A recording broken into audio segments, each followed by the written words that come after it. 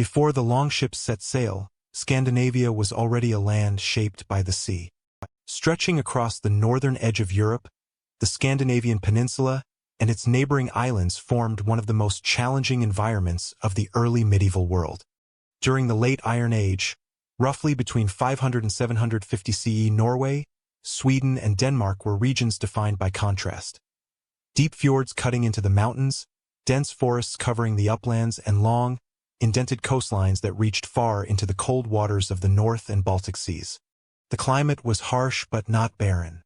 Archaeological and paleo-environmental studies indicate that while winters were long and severe, summers allowed for productive agriculture along sheltered valleys and lowlands. These conditions shaped a society that was both agricultural and maritime, dependent on the rhythm of the seasons, yet open to the opportunities of the sea. Settlement patterns across the region reflected geography. In Norway, narrow coastal plains and deep valleys encouraged dispersed farms and small local communities. Sweden's Mälaren Basin and fertile southern plains supported denser populations, giving rise to centers such as Gamla Uppsala. Denmark's low, rolling terrain offered some of the best farmland in the north, allowing for larger villages and early political consolidation. Archaeologists have identified hundreds of longhouses from this period, their wooden frames and turf walls forming the core of family farms. These structures were both domestic and symbolic, representations of kinship continuity and control over land. By the 6th century, trade and communication linked these scattered communities. Excavations at sites such as Ribe in Denmark and Helgo near Stockholm reveal early workshops, imported goods, and evidence of specialized craft production. Glass beads from the Frankish world, Byzantine coins, and even remnants of silk demonstrate long-distance contact well before the Viking Age. These finds suggest that Scandinavia was not isolated, but integrated into broader European exchange networks. The peninsula's geography, with navigable rivers and a labyrinthine coastline, enabled movement of goods, people, and ideas. The sea was not a boundary, it was a connective surface. The period known as the Vendel Age in Sweden, c. 550 to 790 CE, provides critical insight into the political and cultural preconditions of the Viking world.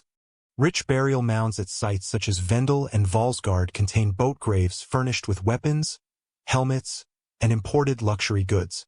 The craftsmanship of these artifacts, notably the intricate interlaced designs and animal motifs, parallels finds from Sutton Hoo in England, revealing a shared northern elite culture. Archaeologists interpret these burials as evidence of emerging warrior aristocracies, whose power rested on personal retinues, gift exchange, and maritime connectivity. The Vendel chieftains, though local, commanded networks that stretched across the Baltic and North Seas. Climatic and environmental studies provide further context for societal development. Pollen analyses and settlement layers indicate gradual agricultural expansion into marginal lands during the late Iron Age. This expansion suggests population growth, yet it also placed communities under ecological stress. Limited arable land in Norway and parts of Sweden meant that inheritance disputes and resource scarcity were common. Such pressures likely contributed to outward migration and exploration once ship technology matured in the following centuries. The adaptive strategies formed in this environment, communal labor, seasonal mobility, and resilience, became defining traits of the later Viking Age. The political landscape of late Iron Age Scandinavia consisted of small kingdoms or chieftaincies, often organized around family alliances and regional assemblies. Each district maintained its thing, a local meeting where free men resolved disputes and affirmed laws. These institutions, traceable through later medieval legal codes and oral tradition, reveal a society that balanced kin-based loyalty with collective decision-making.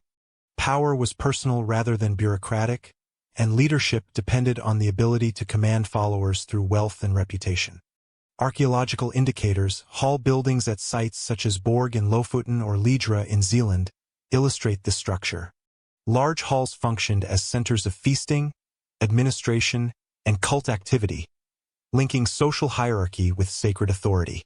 Linguistic and cultural evidence reinforces the picture of a coherent, though regionally diverse, Norse world. Proto-Norse inscriptions, written in the Elder Futhark runic alphabet, appear on stones and artifacts across the region.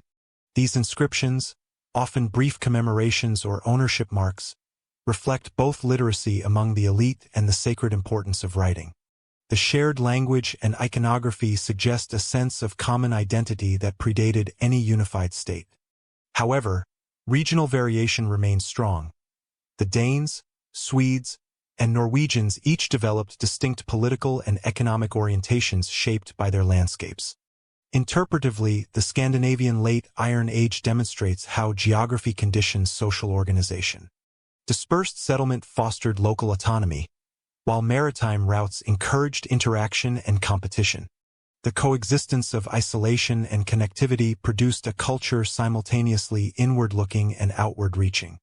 The archaeological record supports the view that the social and technological foundations for Viking expansion were well established by 750 CE. The presence of long-distance trade goods and sophisticated ship burials indicates an existing tradition of mobility and seaborne status display. Another interpretive insight concerns the role of environmental adaptation in state formation. The limited arable base necessitated cooperation through kinship networks and seasonal trade, creating the flexible social systems that later enabled Viking colonization. When viewed comparatively, this mirrors patterns seen in other maritime cultures, where constrained resources foster innovation in navigation and commerce. In Scandinavia, the combination of environmental challenge and technological ingenuity produced a society predisposed to exploration. By the mid-8th century, archaeological layers across Denmark and southern Sweden show signs of increasing craft specialization and proto-urban activity. The emporia of Ribe and Hedeby, both founded before 800 CE, exhibit planned layouts, streets, and workshops, evidence of early towns emerging from rural economies. These centers linked farmers, craftsmen, and traders in a network that would underpin the economic expansion of the Viking Age. Their development marks the transition from isolated chiefdoms to interconnected economies, setting the stage for the maritime enterprises that followed. Records indicate that contacts with the Frankish and Anglo-Saxon worlds intensified during this period. Frankish annals mention northern merchants and envoys, while imported goods in Scandinavian graves attest to sustained interaction. Such exchanges not only brought material wealth but also transmitted ideas of kingship, Christianity, and written administration that would later reshape Norse governance. The pre-Viking centuries were therefore a period of assimilation as much as innovation, where external influences merged with indigenous traditions. By the close of the 7th century, the outlines of the Viking world were already visible. Independent farming communities linked by kinship, governed by local chieftains, and oriented toward the sea.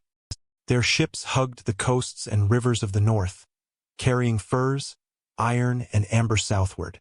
Their artisans worked metal and wood with precision that impressed their neighbors. Though their raids had not yet begun, the social, technological, and economic structures that made them possible were firmly in place. From these fragmented tribal societies, a new seafaring culture would soon emerge, united by trade, belief, and ambition. In the centuries before the Viking raids, Norse religion defined every harvest, voyage, and burial. Religion in pre-Viking Scandinavia was not an institution but a fabric interwoven with daily existence. Between the 6th and 8th centuries CE, Norse spiritual life revolved around a complex polytheistic system rooted in nature, kinship, and the cycles of the agricultural year. Archaeological evidence, from bog offerings to monumental burial mounds, suggests that every element of the landscape was perceived as inhabited by divine or ancestral forces. Mountains, groves, and springs were sacred not for their beauty, but because they were believed to host spirits, gods, or the presence of forebears. According to later literary traditions, the pantheon included figures recognizable from the later Edda corpus: Odin, the god of wisdom and war; Thor, the protector of mankind; and Freyr and Freya, deities of fertility and prosperity. Yet during the late Iron Age, worship was local and decentralized. Each community maintained its own cult centers, often associated with elite households. Excavations at sites such as Apokra in southern Sweden and Borg in Lofoten reveal large hall buildings with evidence of ritual feasting, animal sacrifice, and votive deposits. These halls served dual roles, both as political centers for chieftains and as sacred spaces linking human authority with divine sanction. Archaeologists have uncovered thousands of ritual deposits in wetlands, rivers, and lakes across Denmark and southern Sweden. The bogs of Illerup Odal and Vimos, for example, yielded weapons and military equipment deliberately broken and deposited, interpreted as offerings to the gods after victories. Similarly, human and animal remains found in sites such as Talland and Grobel indicate acts of sacrifice. While the precise cosmology of these practices remains debated, the evidence demonstrates a worldview that sought reciprocal exchange with the supernatural, gifts and life for favor and fertility. Kinship underpinned both social organization and spiritual belief. The family was the core unit of Norse life, extending beyond the living to include the dead. Ancestor veneration was central. Burial mounds were not isolated memorials but focal points of lineage identity. Archaeological surveys reveal repeated use of burial sites across generations, reinforcing hereditary claims to land and authority. Inscriptions from the early runestones of southern Sweden often commemorate family members and invoke the gods as witnesses, underscoring the intertwining of faith, property, and kinship. Tacitus's Germania, 1st century CE, though written centuries earlier, provides comparative insight into continuity among northern peoples. His descriptions of assemblies, omens, and sacrificial practices align broadly with the archaeological record, suggesting persistent ritual structures in the region. Later sources, such as the Icelandic sagas and the Poetic Edda, preserve fragments of myth and law that, while recorded in Christianized form, echo older traditions. Scholars interpret these accounts as retrospective reflections of a belief system in which law, honor, and sacred duty were inseparable. Law itself bore religious significance. The thing, the assembly of free men, was a legal and spiritual event. Oaths were sworn on sacred rings or weapons, invoking divine retribution upon perjury. Archaeological finds of oath rings and the consistent depiction of gods as guarantors of justice illustrate the moral dimension of Norse law. The sanctity of oath-taking reinforced the cohesion of kin groups and maintained order in the absence of centralized authority. Language and orality formed another pillar of early Norse culture. The Proto-Norse language, inscribed in the Elder Futhark runes, preserved short declarative statements, ownership marks, memorials, or dedications. The act of carving runes itself was sacred. The Havamal, a later poetic source, attributes the discovery of runes to Odin's self-sacrifice. In the late Iron Age, this writing system spread widely, suggesting the existence of a literate elite capable of using inscriptions for political or magical purposes. The linguistic continuity from Proto-Norse to Old Norse provides evidence of sustained communication networks across Scandinavia long before written literature appeared. Material culture complemented oral transmission. Artistic motifs found on metalwork and stone carvings convey mythic themes. Serpents entwined with beasts, warriors confronting monstrous foes, and stylized depictions of gods. These images, repeated across hundreds of artifacts, imply a shared symbolic language understood throughout the North. The ritual of storytelling, through skaldic recitation or communal memory, preserved these themes and transmitted social norms. As later sagas attest, reputation and ancestry were forms of moral currency, defining identity within the kin group.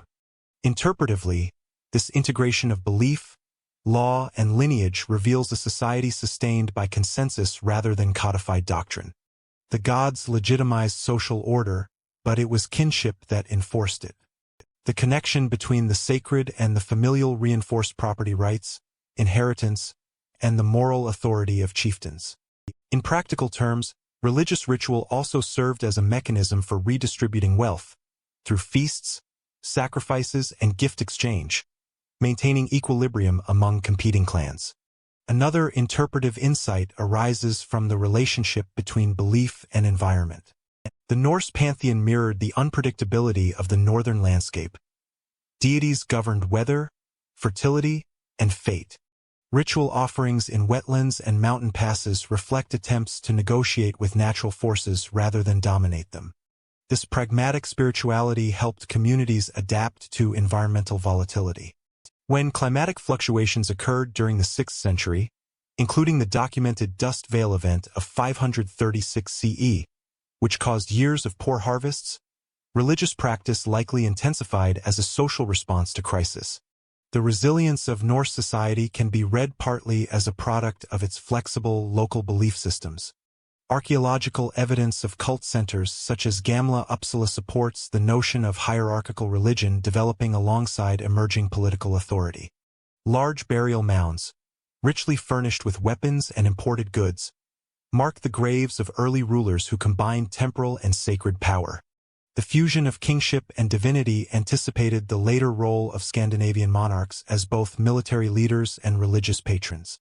Scholars interpret the Uppsala complex as an early prototype of state religion, with rituals reinforcing social hierarchy and dynastic legitimacy. By the late 8th century, this spiritual framework had become integral to Norse identity.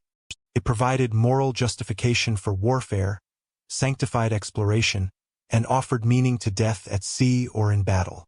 The belief in Valhalla, though more fully recorded later, likely reflected older warrior ideals of fame and reciprocity.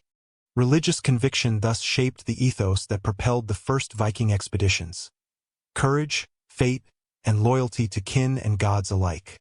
This deeply rooted worldview would give the Viking Age both its cohesion and its ferocity.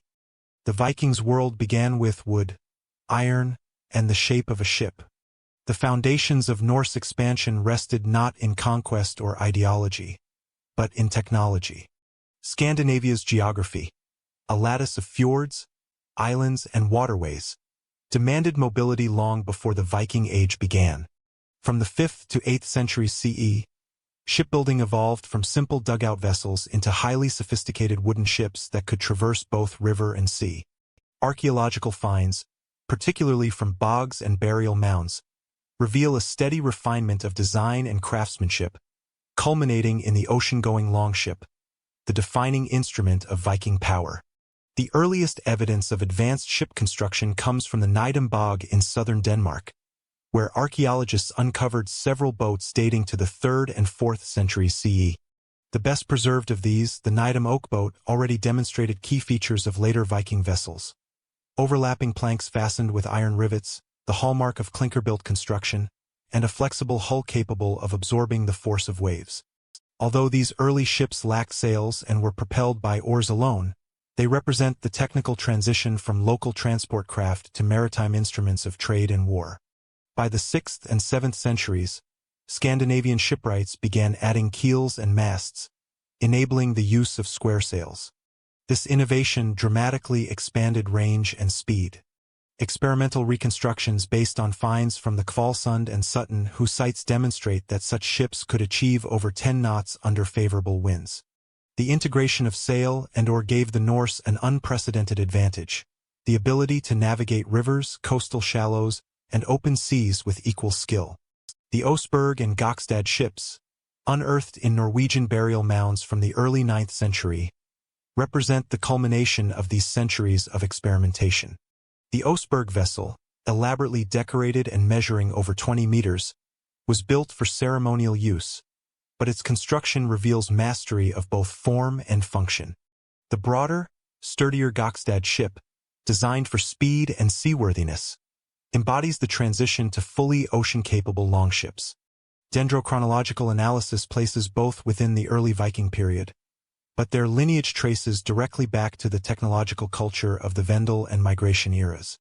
Iron tools were essential to this progress. The production of rivets, nails, and tools required established smelting and forging techniques.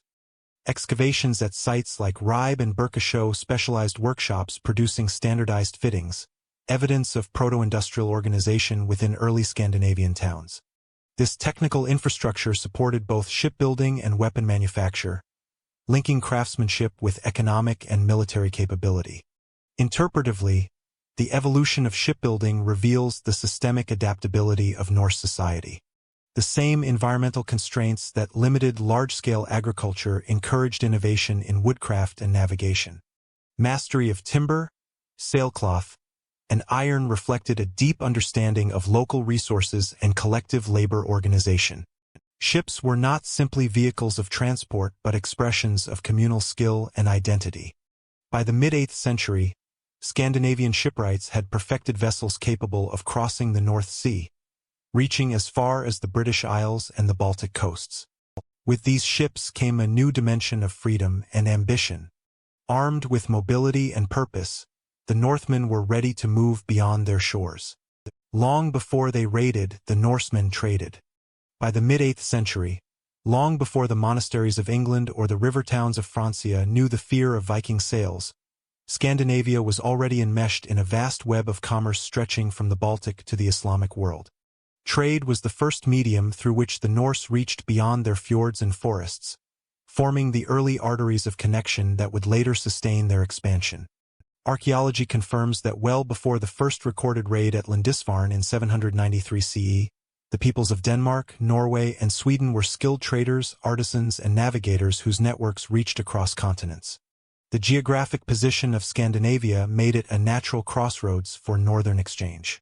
The Baltic Sea acted as an inland highway linking the North Atlantic to the rivers of Eastern Europe. From its shores, merchants could move amber, furs, walrus ivory, and slaves southward, exchanging them for silver, glassware, and fine textiles from the Carolingian and Abbasid worlds. Excavations at early emporia such as Ribe in Denmark and Hedeby on the Jutland Peninsula have revealed the material signatures of this early globalization. Coins minted in distant Baghdad, fragments of Frankish glass cups, and weights standardized for silver exchange. Ribe, established around 710 CE, is considered the earliest known Scandinavian market town. Excavations have uncovered workshops producing combs, beads, and bronze ornaments, indicating organized production rather than occasional barter. Trade here was both local and international. According to stratigraphic evidence, Ribe's earliest merchants dealt with Frisian traders from the North Sea coast, integrating Scandinavia into a pre-existing maritime economy dominated by the Franks and Frisians. The adoption of standardized weights and balances suggests exposure to continental monetary systems, even before the Norse began minting their own coinage. Further south, Hedeby, Old Norse, Hyabr, emerged slightly later as a strategic entrepot linking the Baltic and the North Sea via the Danevirke fortifications and the Schlei Inlet. Hedeby's significance lies not only in its size but in its permanence. By the 8th century, it had developed into a dense urban settlement with wharves, streets, and defensive earthworks. Artifacts recovered from Hedeby, including silver dirhams from the Abbasid Caliphate and scales used for weighing bullion, demonstrate participation in long-distance trade networks spanning thousands of kilometers. The dirham hoards found across Scandinavia, particularly in Gotland and Birka, suggest the Norse were already integrated into Islamic silver economies via river routes through the Rus territories. This economic web was sustained by a demand for northern commodities.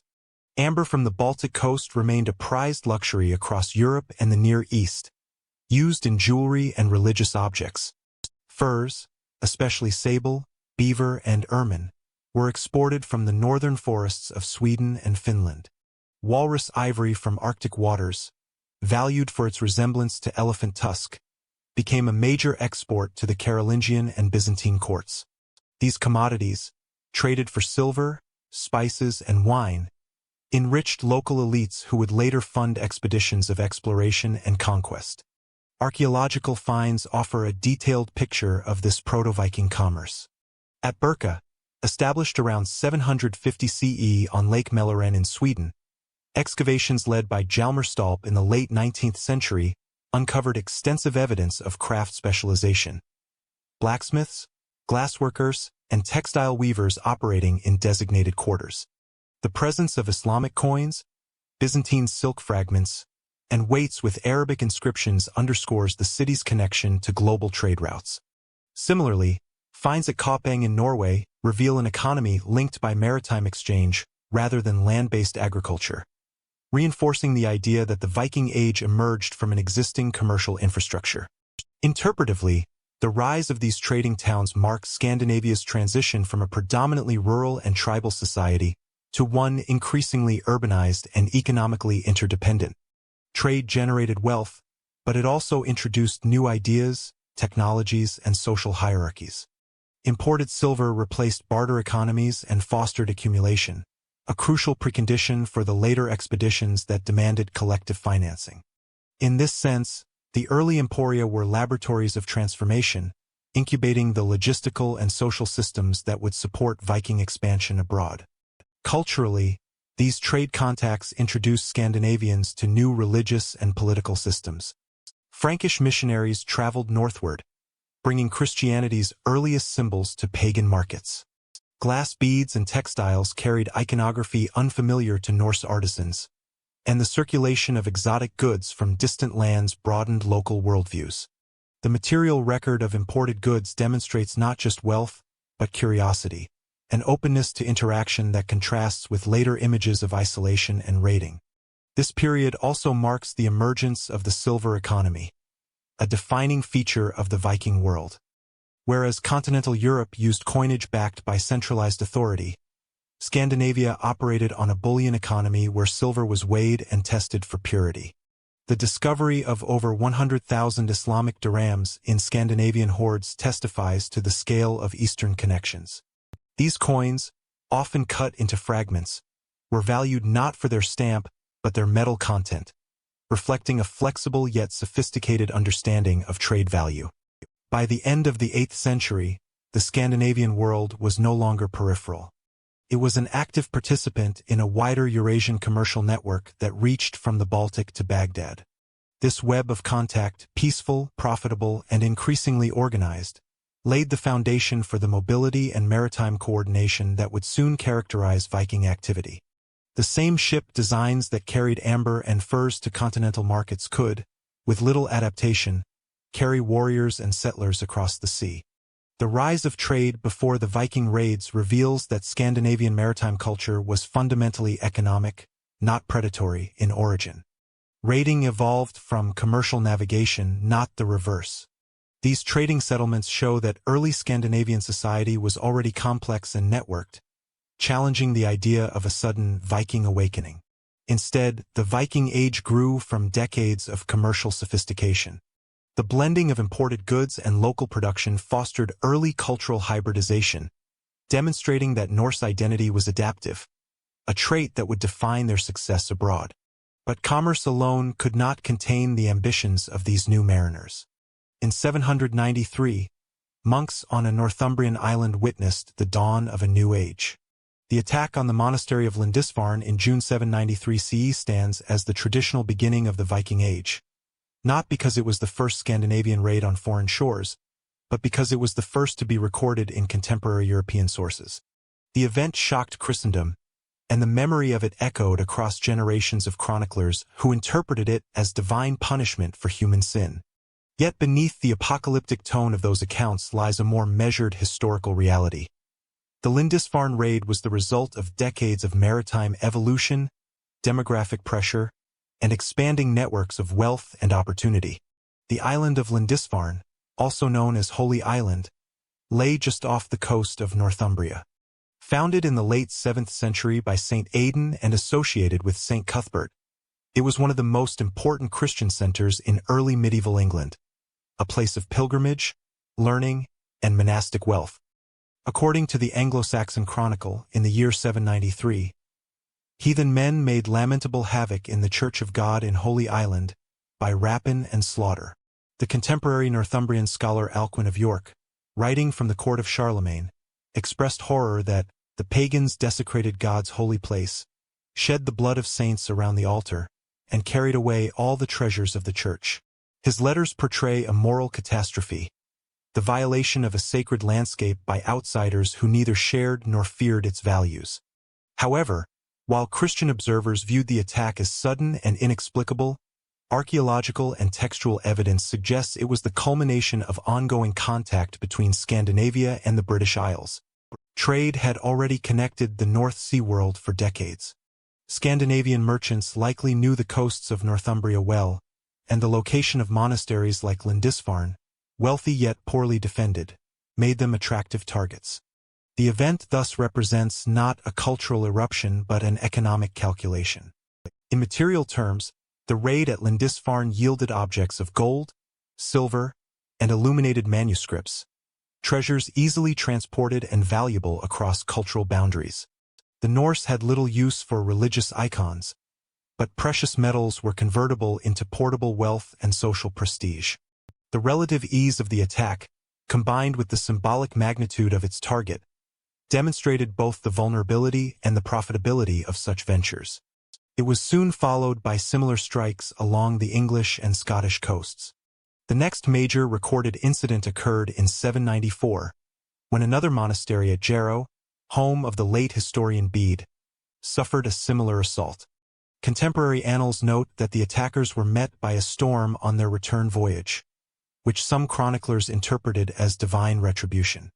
Yet these early raids continued despite such interpretations, spreading northward to Iona, the famed monastery founded by St. Columba, which was attacked in 795, 802, and 806 CE.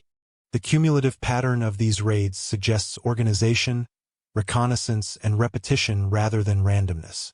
Archaeological evidence helps reconstruct the economic and social context behind these expeditions. Burial finds in Norway and Denmark from the late 8th century display increasing quantities of foreign silver and prestige goods, indicating that raiding contributed to wealth accumulation at home. Sites such as Ribe and Kaupang, previously centers of peaceful trade, show a growing influx of imported goods during this same period, suggesting the coexistence of commerce and plunder. While few direct artifacts can be traced to Lindisfarne itself, the pattern of enrichment across Scandinavia mirrors the rising frequency of raids recorded in Western chronicles. The motives for these attacks were complex. The simplest explanation, the pursuit of wealth, is supported by both textual and material evidence. Monasteries in the British Isles were repositories of accumulated treasure and often lacked fortifications.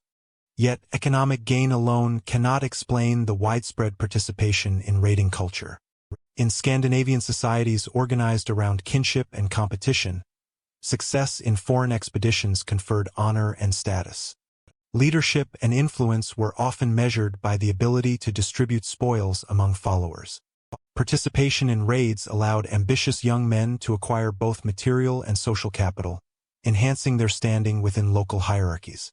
Some historians also emphasize demographic pressure as a contributing factor. Population growth in the late Iron Age, combined with limited arable land, encouraged outward movement. Archaeological surveys in western Norway indicate dense settlement zones along narrow fjords, leaving little room for expansion. Raiding offered an outlet for surplus manpower and the possibility of resettlement in less populated regions. Others posit political exile as a motive, that defeated or landless chieftains sought fortune abroad. These explanations are not mutually exclusive. Together they depict a society in transition, where mobility was both necessity and opportunity. The raiding economy that developed during this period was characterized by seasonal expeditions. Most raids occurred in the summer months, when weather and sea conditions favored navigation. Ships could cross the North Sea in a matter of days, allowing swift strikes and rapid withdrawal. Raiding parties were typically small, perhaps 1 or 2 ships, carrying crews of 30 to 60 men, though larger coordinated attacks would follow in the next century.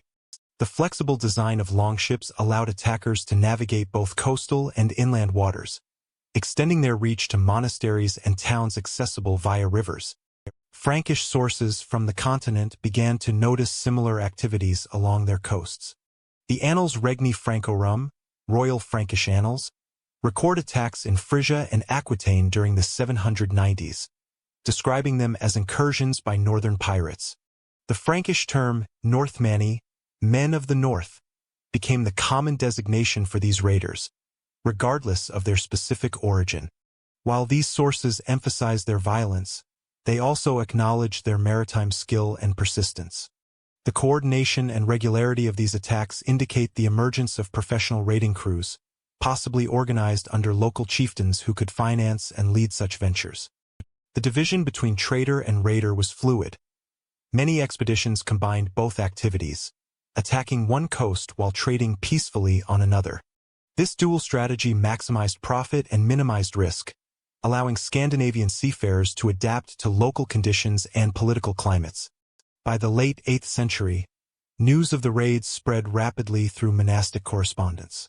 Alcuin warned Northumbrian nobles that moral corruption had invited divine punishment, framing the attacks within a Christian worldview of sin and penance.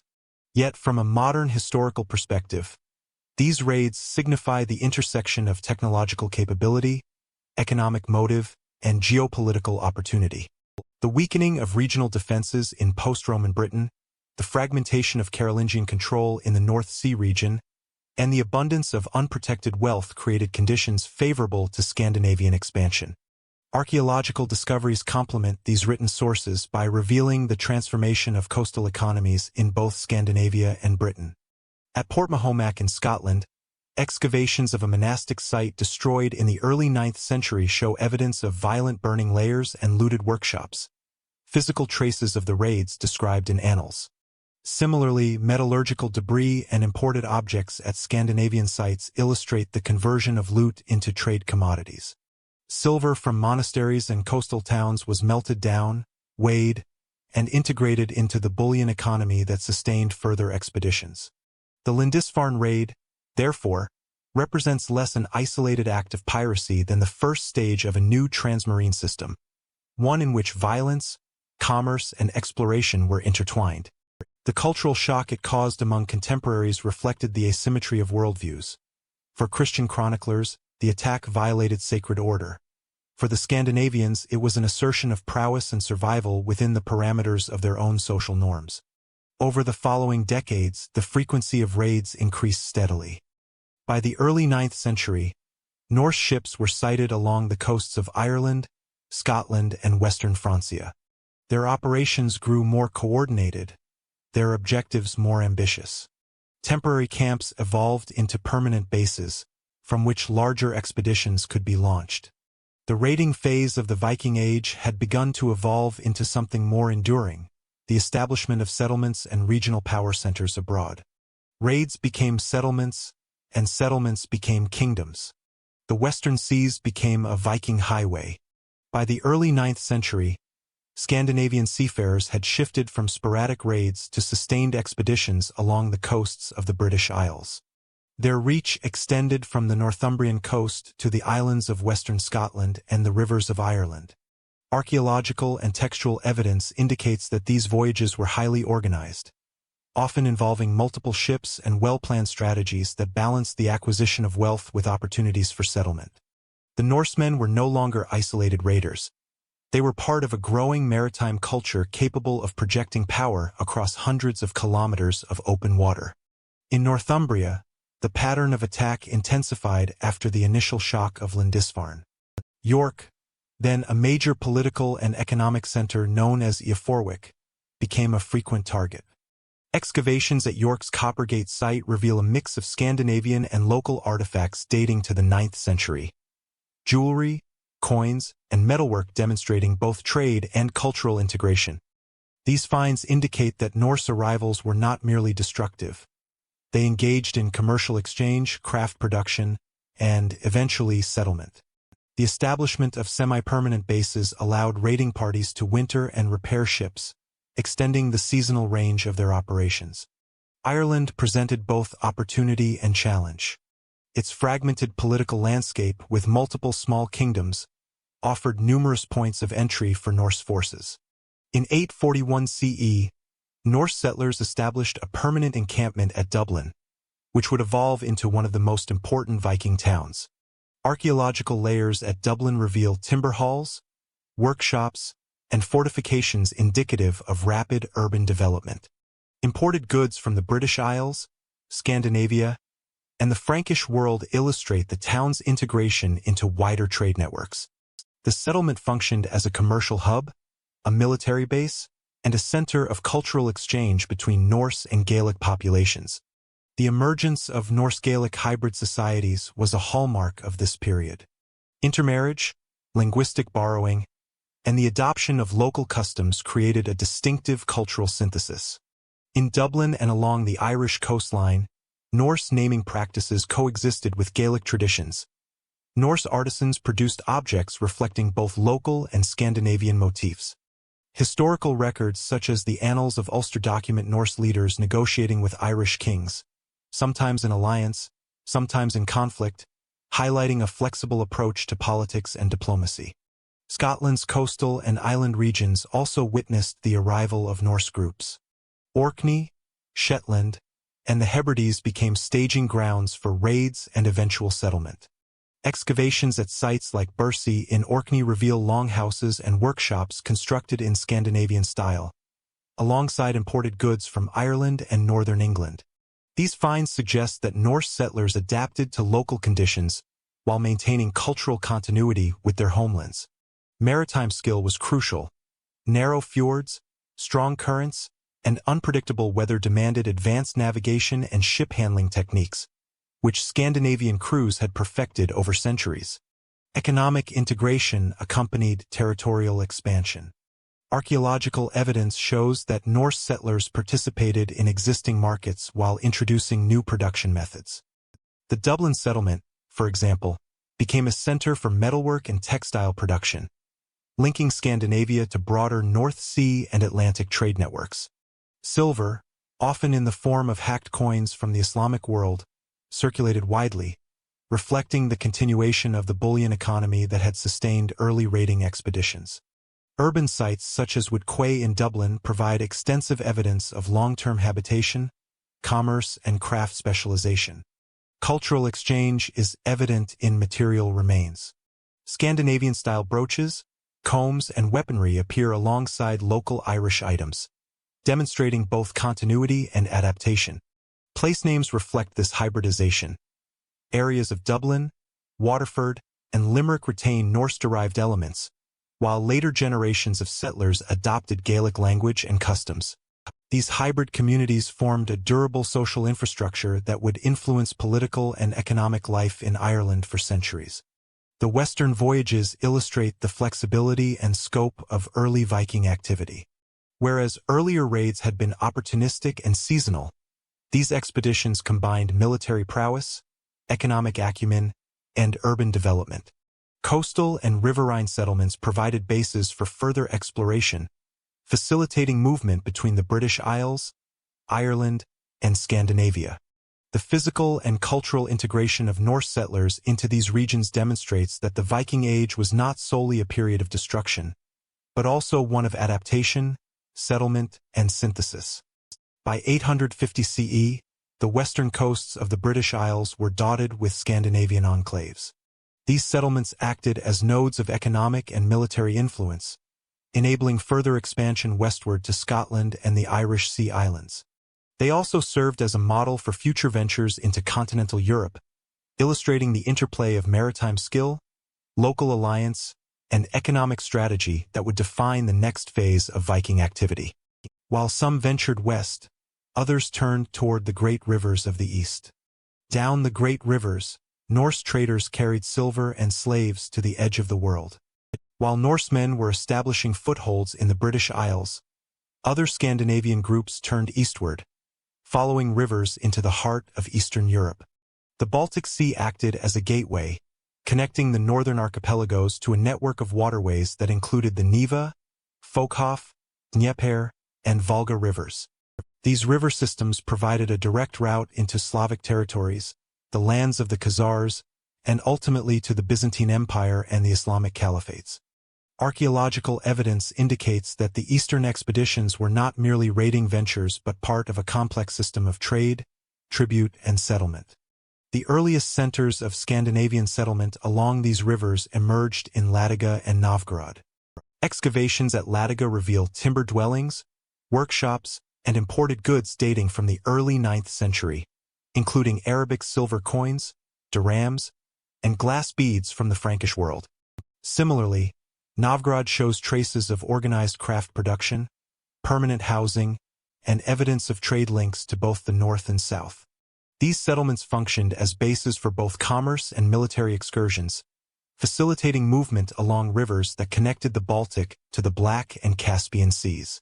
The primary chronicle, a 10th-century East Slavic compilation, provides a narrative framework for this expansion. It records the arrival of Scandinavian leaders, the Varangians, who were invited to rule over the Slavic tribes in the area of Novgorod around 862 CE. Figures such as Rurik are described as establishing dynastic control, forming the foundation of the polity later known as Kievan Rus. Although the chronicle was written centuries after the events, it aligns with archaeological evidence of Scandinavian-style graves, weapons, and artifacts in the region, confirming significant Norse presence. Arab travelers, particularly Ibn Fadlan in the early 10th century, provide complementary perspectives. He describes the Varangians along the Volga as mercantile intermediaries, transporting silver, furs, and slaves to distant markets. His accounts emphasize the importance of rivers as commercial highways. Rafts and shallow draft boats allowed movement through challenging terrain, while fortified settlements ensured control over trade and protection against local hostility. Material evidence at sites such as Gnezdovo, near Smolensk, includes hoards of dirhams, tools, and weaponry that illustrate both wealth accumulation and the logistical demands of long-distance commerce. Trade along these eastern routes was structured and strategic. Silver, particularly in the form of Islamic dirhams, was a major medium of exchange. Archaeologists have uncovered thousands of coins in burial sites and settlements throughout northwestern Russia and Belarus, attesting to their central role in the emerging Viking economy. Furs, slaves, and timber were exported southward, while luxury goods, silks, spices, and glassware moved northward. The presence of permanent settlements suggests that these networks were sustained year-round, with local populations integrated into the trade system as producers, laborers, or intermediaries. The establishment of Kiev as a strategic hub along the Dnieper River illustrates the convergence of commerce and political authority. Excavations at the site reveal Scandinavian-style timber architecture alongside imported goods from Byzantium and the Islamic world. Control of river routes allowed Norse leaders to exact tribute, manage trade, and project power into the Slavic hinterland. Seasonal raiding and trade complemented one another. The rivers served simultaneously as arteries of wealth and as conduits for military movement, linking northern Europe to the Black Sea and the eastern Mediterranean. Archaeological indicators confirm the integration of Norse settlers with local populations. Scandinavian artifacts, including weapons and ornaments, appear alongside Slavic pottery and tools, suggesting hybrid communities capable of sustaining both cultural continuity and local adaptation. Burial practices in sites such as Gnezdovo show a mixture of Norse and Slavic rites, indicating social blending alongside political dominance.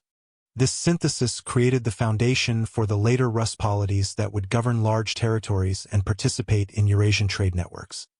Contemporary written sources from Byzantium also attest to these eastern ventures. Imperial records from Constantinople describe Varangian envoys, mercenaries, and traders arriving via the Dnieper and Volga rivers. These contacts culminated in the recruitment of Varangian guards for the Byzantine court, a practice that would formalize and institutionalize Scandinavian presence in the eastern Mediterranean by the late 9th and 10th centuries. The combined literary and archaeological evidence demonstrates that Eastern expansion was both systematic and enduring, laying the groundwork for political and economic integration with regions far beyond Scandinavia. By 850 CE, the eastern routes had become well-established corridors of exchange, linking Scandinavia with a wide array of societies from the Caspian and Black Seas to the Baltic and North Sea. Scandinavian settlements along these rivers facilitated trade, military projection, and cultural exchange, demonstrating that the Viking world was no longer local or insular. It had become hemispheric, connected by waterways that allowed Norsemen to operate across continents with speed and precision. Their world was now hemispheric, from Dublin to the Caspian. As the Norsemen conquered abroad, kings began to rise at home. While Scandinavian fleets ventured across the seas, political structures within the homelands were undergoing significant transformation. Denmark, Norway, and Sweden remained fragmented into numerous petty kingdoms and chieftaincies, Yet by the early 9th century, powerful leaders began to assert authority over larger territories, consolidating control over resources, trade routes, and military manpower. This consolidation was both a response to internal pressures, including competition among elite families, and an effort to capitalize on the wealth flowing from raids and trade abroad. In Denmark, King Godfred c. 804 to 810 CE exemplifies early centralized authority. Contemporary Frankish sources, such as the Royal Frankish Annals, record that Godfred fortified the southern border of Denmark with the Danevirke, a system of earthworks and palisades extending across the Jutland Peninsula. The construction of this defensive line demonstrates both strategic foresight and the capacity to mobilize labor on a large scale. Godfred also exerted control over the lucrative Schlei Inlet and key Baltic trade routes, ensuring that his kingdom could extract tribute and regulate commerce. His successor, Horik I, maintained and extended these policies, demonstrating continuity in Danish political centralization. In Norway, political consolidation occurred more slowly due to geographic fragmentation. Fjords, mountains, and islands created natural barriers that encouraged local autonomy. Regional chieftains maintained control over coastal districts, organizing seasonal raiding and trade independently. However, sagas and runic inscriptions suggest that by the early 9th century, alliances among chieftains were forming, often cemented through marriage, mutual defense pacts, and shared economic interests. The beginnings of hereditary kingship in Norway reflected the need to unify military forces for overseas ventures while also managing disputes over land and resources at home. Sweden took a distinct path, leveraging its position in the Baltic and its access to river networks. Swedish elites concentrated on controlling trade along the Gulf of Bothnia and the Volga River system, facilitating commerce with the Rus territories and the Abbasid Caliphate. Archaeological evidence from sites such as Birka demonstrates the ability of Swedish rulers to regulate trade, collect tribute, and maintain fortified marketplaces. The accumulation of wealth allowed these leaders to sponsor craft production, support long-range voyages, and assert influence over surrounding regions. Social stratification became increasingly pronounced during this period. The emergence of jarls, noble warriors, carls, free farmers and craftsmen, and thralls, slaves, reflects a structured hierarchy. This hierarchy was reinforced by control over land, tribute, and trade networks. Law codes often maintained orally codified property rights, inheritance, and the conduct of violence. The Thing, an assembly of free men, functioned as both a legal and political institution, giving legitimacy to rulers while also constraining their authority. Archaeological evidence, including fortified halls and burial mounds, indicates that these social hierarchies were spatially expressed. Elite residences were both centers of governance and symbols of power. Royal consolidation also depended on control of maritime resources. Kings in Denmark, Norway, and Sweden maintained fleets not only for defense but also to project influence over trade routes and raiding expeditions. Ownership of longships, docks, and associated infrastructure reinforced authority, enabling monarchs to levy taxes or demand service from subordinate chieftains. These measures increased state capacity and allowed rulers to participate in the emerging Viking economy at both local and international levels. Law and ritual reinforced political legitimacy. Kings and chieftains often associated themselves with sacred spaces, utilizing religious authority to underpin temporal power. Excavations at sites such as Gamla Uppsala show monumental halls and ceremonial centers linked to elite families. These locations served multiple functions: administrative, religious, and symbolic, reflecting the fusion of governance and ritual. By sanctioning raiding and trade under divine auspices, rulers could justify both internal authority and overseas ventures. By 850 CE, the Scandinavian homelands had become a mosaic of semi-centralized polities. Denmark exhibited strong monarchical authority with fortified borders. Norway maintained regional chieftain networks increasingly cooperating under emerging kingships, and Sweden controlled trade-rich regions connecting eastward networks. Each kingdom balanced domestic consolidation with engagement in external expeditions, demonstrating that political centralization at home and expansion abroad were mutually reinforcing processes. By mid-century, the Viking world was a web of kingdoms, ports, and families bound by ambition. By the mid-9th century, Viking warbands had become armies, and kingships were born from conquest. The period from 865 CE marks a decisive transformation in the Viking presence in England. Unlike earlier seasonal raids, the arrival of the Great Heathen Army represented a sustained, organized military campaign aimed at conquest, settlement, and political control. Sources such as the Anglo-Saxon Chronicle and later Norse sagas detail the movement of this force, a coalition of Scandinavian warriors, primarily from Denmark with contingents from Norway and Sweden, who arrived on the eastern coast of England with both ambition and strategy.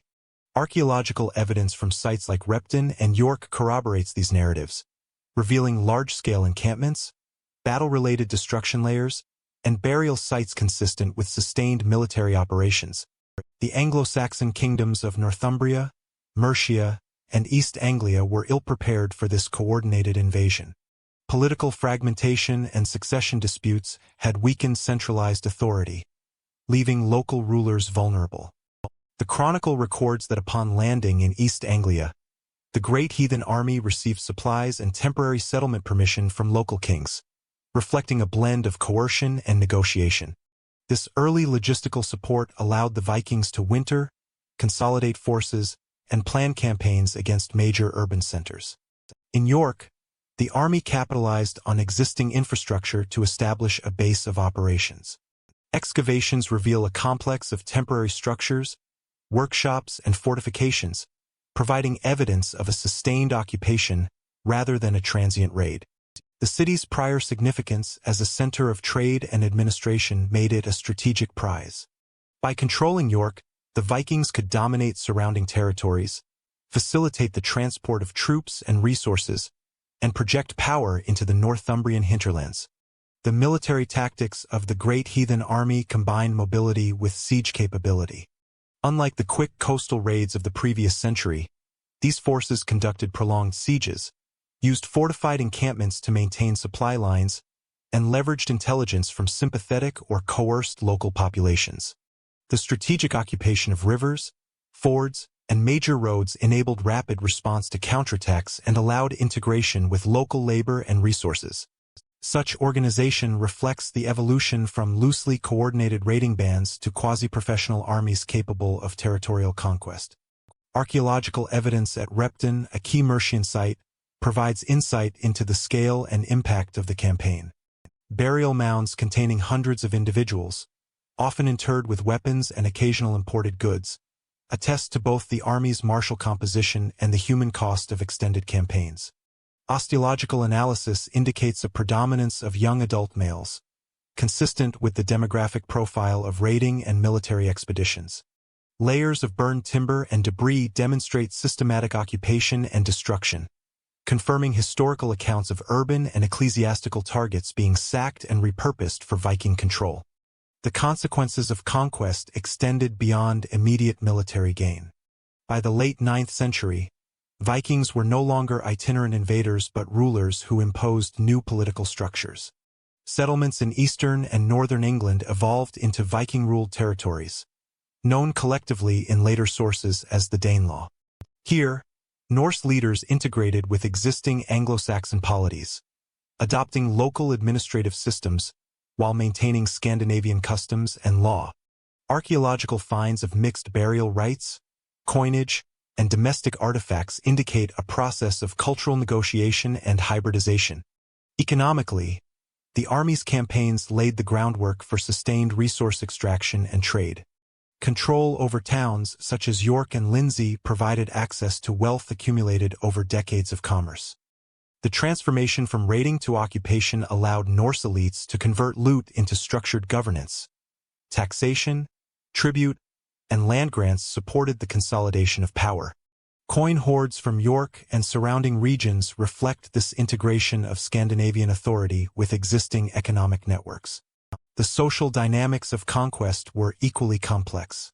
Norse leaders had to balance the loyalty of their warriors, negotiate with local elites, and manage newly acquired populations. Intermarriage, political alliances, and settlement policies facilitated long-term stability. In addition, the introduction of Scandinavian customs, such as military obligations, legal practices, and communal assemblies, reshaped the political landscape of the Danelaw, establishing enduring Norse influence over large swaths of England. The Great Heathen Army also prompted responses that shaped the evolution of English kingdoms. Anglo-Saxon rulers, such as Alfred of Wessex, developed military reforms, fortified towns, and coordinated regional defense strategies. This reciprocal adaptation demonstrates that Viking conquests did not occur in isolation. They catalyzed significant structural and strategic innovations in response to a new, organized threat. By the end of the 9th century, the Viking army had transformed from a seasonal raiding force into an instrument of state formation. The occupation of York, Repton, and other key centers illustrates a deliberate shift from opportunistic plunder to territorial governance. The integration with Anglo-Saxon polities through law, settlement, and negotiation underscores the emergence of permanent Scandinavian influence, marking the transition from the Viking Age as a period of raids to an era defined by political and territorial authority. The Viking Age was now political, its reach imperial. In the rugged fjords of Norway, a single ruler sought to unite the fragmented north. The consolidation of power in Norway during the late 9th century marked a pivotal moment in the transformation of Viking society from loosely organized chieftaincies to a centralized kingdom. Harald Fairhair, Harald Harfager, traditionally credited with the unification of Norway, emerged as the preeminent figure in this process. Norse sagas, particularly the Heimskringla and Fagerskina, describe Harald's campaigns against rival petty kings along the western and southern coasts, culminating in a degree of political centralization previously unseen in Scandinavia. Archaeological evidence, though less direct than written sources, supports the presence of fortified sites and elite residences indicative of hierarchical consolidation during this period. The background to Harald's rise lies in the fragmented structure of Norway's fjord-dominated landscape. Independent chieftains controlled small territories, often competing over arable land, trade routes, and maritime resources. Sagas recount that Harald, motivated by ambition and the desire to consolidate power, embarked on a campaign to subdue these local rulers. Battles, strategic alliances, and displays of military prowess allowed him to extend authority from the Oslofjord in the southeast to the coastal districts of western Norway. His ability to project force over such difficult terrain reflects the combination of maritime skill, local knowledge, and organizational capacity developed over decades of Viking expansion. The process of unification involved both coercion and negotiation. Chieftains who resisted Harald were defeated in battle or compelled to submit through tribute and oaths of allegiance. Others, recognizing the advantages of alignment, entered into alliances reinforced by marriage or hostages. The sagas emphasize Harald's use of personal leadership and charisma to consolidate loyalty, but also note his reliance on a structured hierarchy of lieutenants and military retainers to enforce authority. This model laid the groundwork for governance based on centralized decision-making, taxation, and military mobilization. Archaeological indicators, such as fortified halls, burial mounds, and evidence of craft specialization, correspond to the rise of a class of elites capable of sustaining a royal household. Sites like Bor in Vestfold, with its monumental burial mounds and richly furnished graves, reflect the consolidation of wealth and prestige under centralized leadership. These locations served multiple functions: political centers, military headquarters, and symbolic representations of Harald's authority over previously autonomous regions. Harald's consolidation of Norway also had demographic consequences. Some sagas describe the migration of defeated chieftains and their followers to Iceland, the Hebrides, and Orkney, indicating that unification drove settlement abroad. This outward movement contributed to the expansion of Norse culture and settlements beyond the Scandinavian peninsula, linking domestic centralization with overseas influence. The combination of coercion, negotiation, and migration illustrates the dynamic nature of state formation in a Viking context. Authority was enforced both by military capacity and social incentives. The integration of maritime economy and military strategy was central to Harold's success. Control over fjords and coastal routes allowed him to regulate trade, levy tribute, and mobilize naval forces efficiently.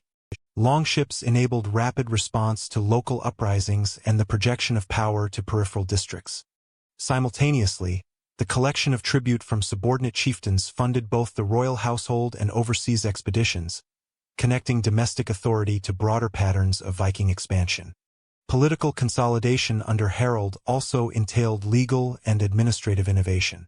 The Regional Assembly of Free Men, continued to function under his rule, providing legitimacy to his decisions while limiting potential resistance. Laws codifying inheritance, property rights, and obligations to the king reinforced hierarchical control. This framework enabled centralized governance without erasing local customs, ensuring continuity alongside integration.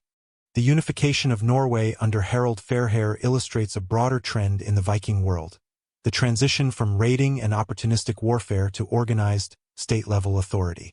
As raiding parties in England and Ireland transformed into governing elites, so too did Norwegian chieftains consolidate power domestically. The combination of military organization, economic control, and legal authority allowed a new form of Viking kingship to emerge, capable of sustaining both internal cohesion and external influence. By the end of the 9th century, Norway had moved from a patchwork of competing chiefdoms to a centralized kingdom under Harald's leadership. This transformation laid the foundation for subsequent Norwegian expansion into the North Atlantic, including the colonization of Orkney, Shetland, and Iceland. Harald's unification demonstrates that political authority at home and Viking expansion abroad were deeply interconnected. Centralized power enabled sustained overseas ventures, while wealth and experience gained abroad reinforced domestic consolidation. The Viking Age was now political, its reach imperial. Within the Viking world, social order structured both labor and loyalty. Norse society in the early 10th century was organized around a hierarchical system that combined kinship, wealth, and political authority. At the top were the jarls, the noble elite who controlled land, resources, and military forces. Below them were the carls, free farmers, artisans, and merchants who formed the backbone of the economy. At the base of the hierarchy were the thralls, enslaved individuals who performed labor across domestic, agricultural, and craft domains. Archaeological evidence from settlements across Scandinavia, including burial sites and domestic remains, provides insight into the daily lives and material culture of these groups. The jarls exercised both political and economic authority. They maintained large hall complexes, central places for administration, feasting, and dispute resolution, often located strategically near trade routes or fertile farmland.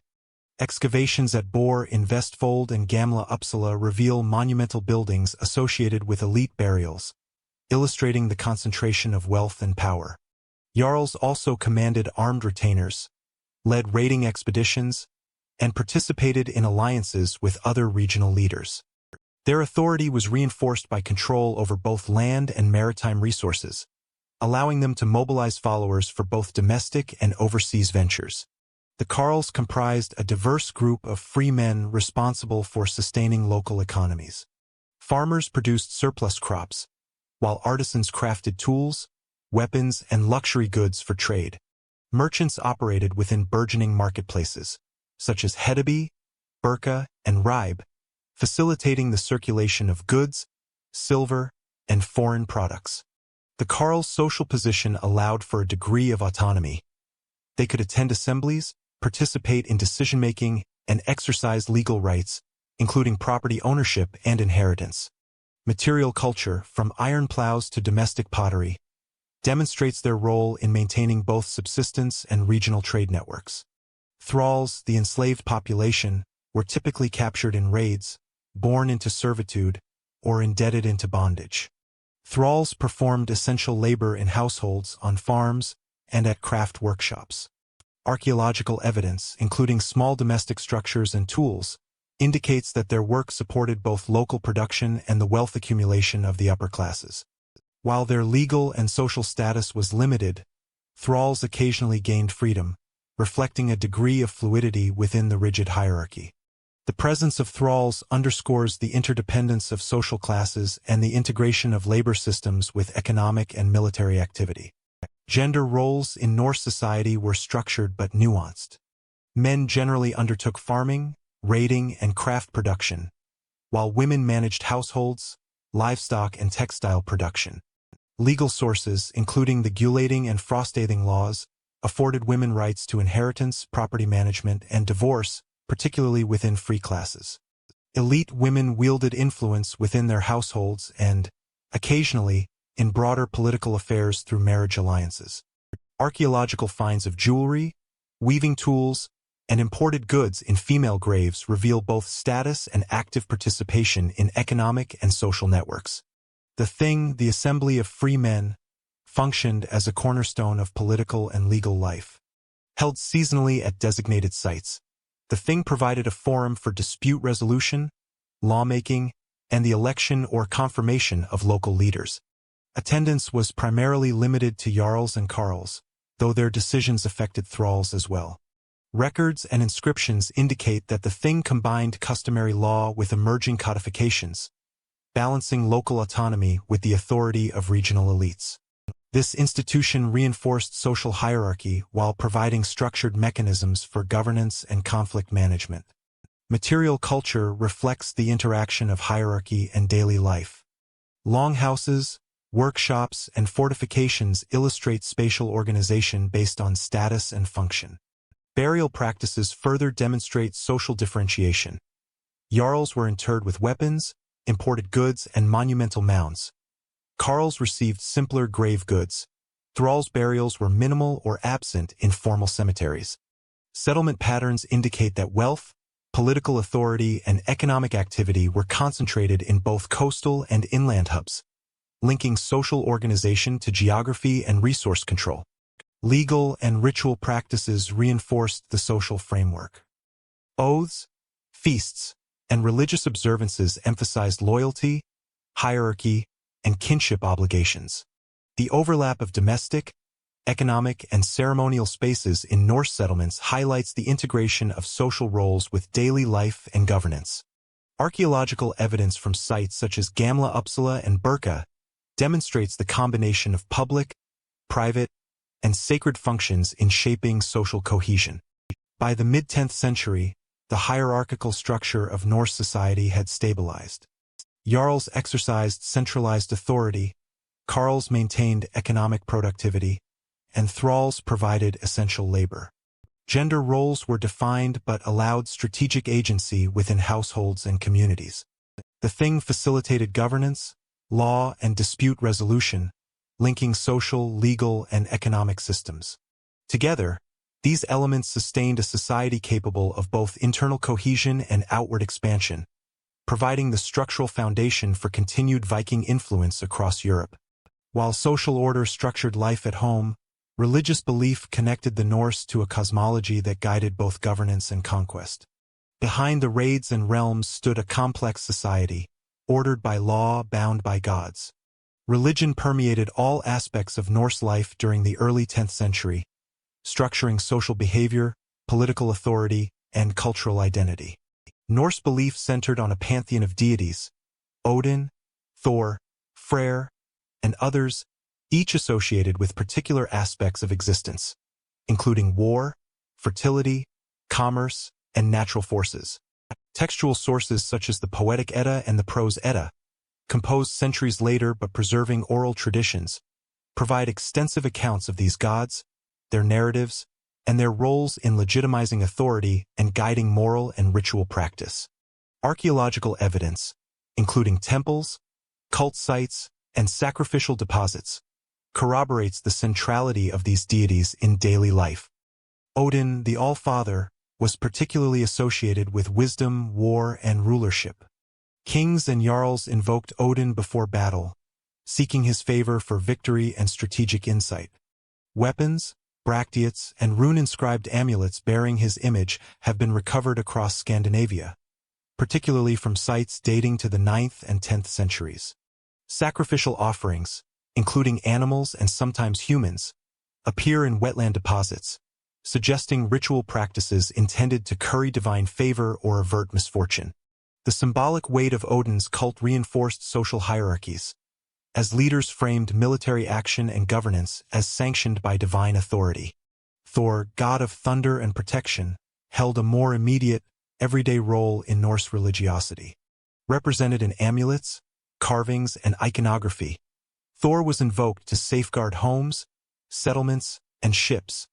Cultic practices associated with Thor often involved libations, animal sacrifice, and ritual feasting, reflecting his association with communal protection and fertility. Archaeological finds at rural settlements reveal Thor's prominence in domestic shrines, demonstrating the integration of religious practice into ordinary life, rather than restricting it to elite halls or monumental temples. Freyr, associated with fertility, agriculture, and prosperity, exemplifies the link between ritual and subsistence. Sacrifices at seasonal festivals, as suggested by written accounts and archaeological deposits, aim to ensure bountiful harvests, herd fertility, and general community well-being. Sites such as the Uppsala Temple, described in contemporary accounts by Adam of Bremen, illustrate large-scale ceremonial centers where sacrifices, feasts, and assembly activities reinforced both religious and political authority. Bronze figurines, weapon deposits, and animal remains recovered in central Sweden confirm the scale and intensity of ritual practice. Rituals encompassed both private and public spheres. At the household level, offerings of food, drink, or small valuables reinforced reciprocal relationships between humans and deities. Larger communal ceremonies included blots, sacrificial feasts marking seasonal or political occasions. These events reinforced social cohesion, reaffirmed hierarchies, and provided opportunities for wealth redistribution. Archaeological layers of sacrificial deposits, including animals, metal objects, and occasionally human remains, provide tangible evidence for these practices. Myth and ritual were deeply intertwined. The cosmology of Yggdrasil, the world tree, and narratives of the gods' interactions provided moral, ethical, and social frameworks. Eddic poetry preserves accounts of divine contests, cycles of destruction and renewal, and the roles of heroes and kings within this cosmic order. These myths reinforced the legitimacy of political leaders, justified martial endeavors, and guided social conduct. By linking human action to divine precedent, Norse religion provided an interpretive lens for understanding fortune, disaster, and social obligation. Transition toward Christianity began to emerge in the 10th century, particularly in coastal and urbanized areas. Missionary activity, especially from England and the continent, introduced new theological and administrative frameworks. Archaeological evidence indicates hybrid practices. Graves with both Christian and traditional Norse elements, such as crosses alongside grave goods, appear in regions like Viking and Gotland. Legal and administrative adaptations, including codified inheritance practices, began to incorporate Christian principles alongside customary Norse law, reflecting gradual integration rather than abrupt replacement. Political elites often used religious transition strategically. Kings who converted to Christianity could strengthen alliances with Christian neighbors, access trade networks, and enhance internal authority through association with a universalizing faith. Yet local populations frequently retained traditional rituals alongside emerging Christian practices, resulting in overlapping cosmologies and syncretic cultural expression. The persistence of Odin, Thor, and Freyr in folk practices and elite iconography demonstrates the resilience of Norse belief systems even amid external influence. Material evidence of cultic practice complements literary sources. Wetland deposits, votive offerings, and monumental temples demonstrate that Norse religion was both performative and material. The Uppsala Temple, described as containing a triad of idols and hosting large sacrificial ceremonies, exemplifies centralization of ritual authority, linking religious, political, and social power. Regional shrines and household altars extended these practices throughout Scandinavia, ensuring that ritual observance permeated all levels of society. By the mid-10th century, Norse religion had codified cosmology, reinforced social hierarchy, and structured communal life. Its integration with governance, warfare, and trade illustrates a systemic role in the Viking world. Even as Christianity began to appear, traditional beliefs persisted, adapted, and coexisted with new faiths, reflecting the dynamic interaction between ritual practice, political authority, and cultural identity. But as the 10th century advanced, old beliefs faced new faiths. From fjord to ocean, Norse families sought new lands across the North Atlantic. By the mid-10th century, population pressure, political consolidation under rulers such as Harald Fairhair, and opportunities for independent settlement drove Scandinavian groups to explore and colonize the North Atlantic. These ventures were led primarily by families and small communities seeking autonomy, arable land, and access to resources unavailable in their homelands. Historical sources, particularly the Islandingabok and sagas like the Landnámabók, provide detailed accounts of settlement patterns, lineage, and legal organization, while archaeological sites confirm the scale and permanency of these settlements. Iceland became the earliest and most extensively settled of these territories. According to the Islandingabok, settlement began in the late 9th century, intensifying during the first half of the 10th century. Families, often led by a prominent chieftain Gwa, claimed land along coastal plains and river valleys, establishing farms that were largely self-sufficient but linked through trade networks for surplus goods. Archaeological sites, including Ingvellir and various longhouse remains, provide evidence of settlement structures, animal husbandry, and imported materials. Longhouses were constructed from timber, turf, and stone, reflecting adaptation to the island's limited wood resources and harsh climate. The social structure of Icelandic settlements mirrored that of Norway, but with a notable emphasis on autonomy and legal organization. Free farmers, carls, established cooperative assemblies called things, which functioned as both legislative and judicial bodies. These assemblies facilitated dispute resolution, codified property rights, and organized collective defense. Evidence of these political structures comes from both textual sources and landscape archaeology, including designated assembly sites marked by stone settings and cleared open spaces for communal gatherings. The Faroe Islands, situated between Norway and Iceland, were similarly colonized during this period. Archaeological evidence indicates continuous Norse habitation by the mid-10th century, with farmsteads and burial sites confirming both settlement density and cultural continuity with Norway. Coastal locations were preferred for access to marine resources, and limited arable land was managed intensively. The Faroes provided both a stepping stone for further westward exploration and a resource base for maritime trade and livestock production. Greenland, discovered around 982 CE by Eric the Red, represents the furthest westward extension of Scandinavian settlement in this period. Sources such as the Saga of Eric the Red detail the colonization process, motivated in part by exile and opportunity for land acquisition.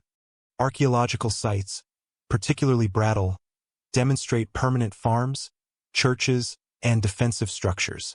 Houses were adapted to the Arctic environment, incorporating turf and stone, while middens and tool assemblages reveal a mixed economy of pastoralism, hunting, and small-scale agriculture.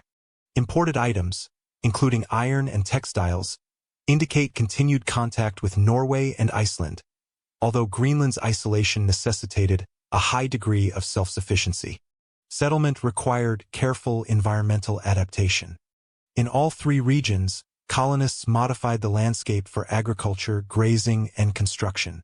Soil fertility, freshwater access, and exposure to harsh weather dictated farm placement, while maritime resources supplemented dietary and economic needs.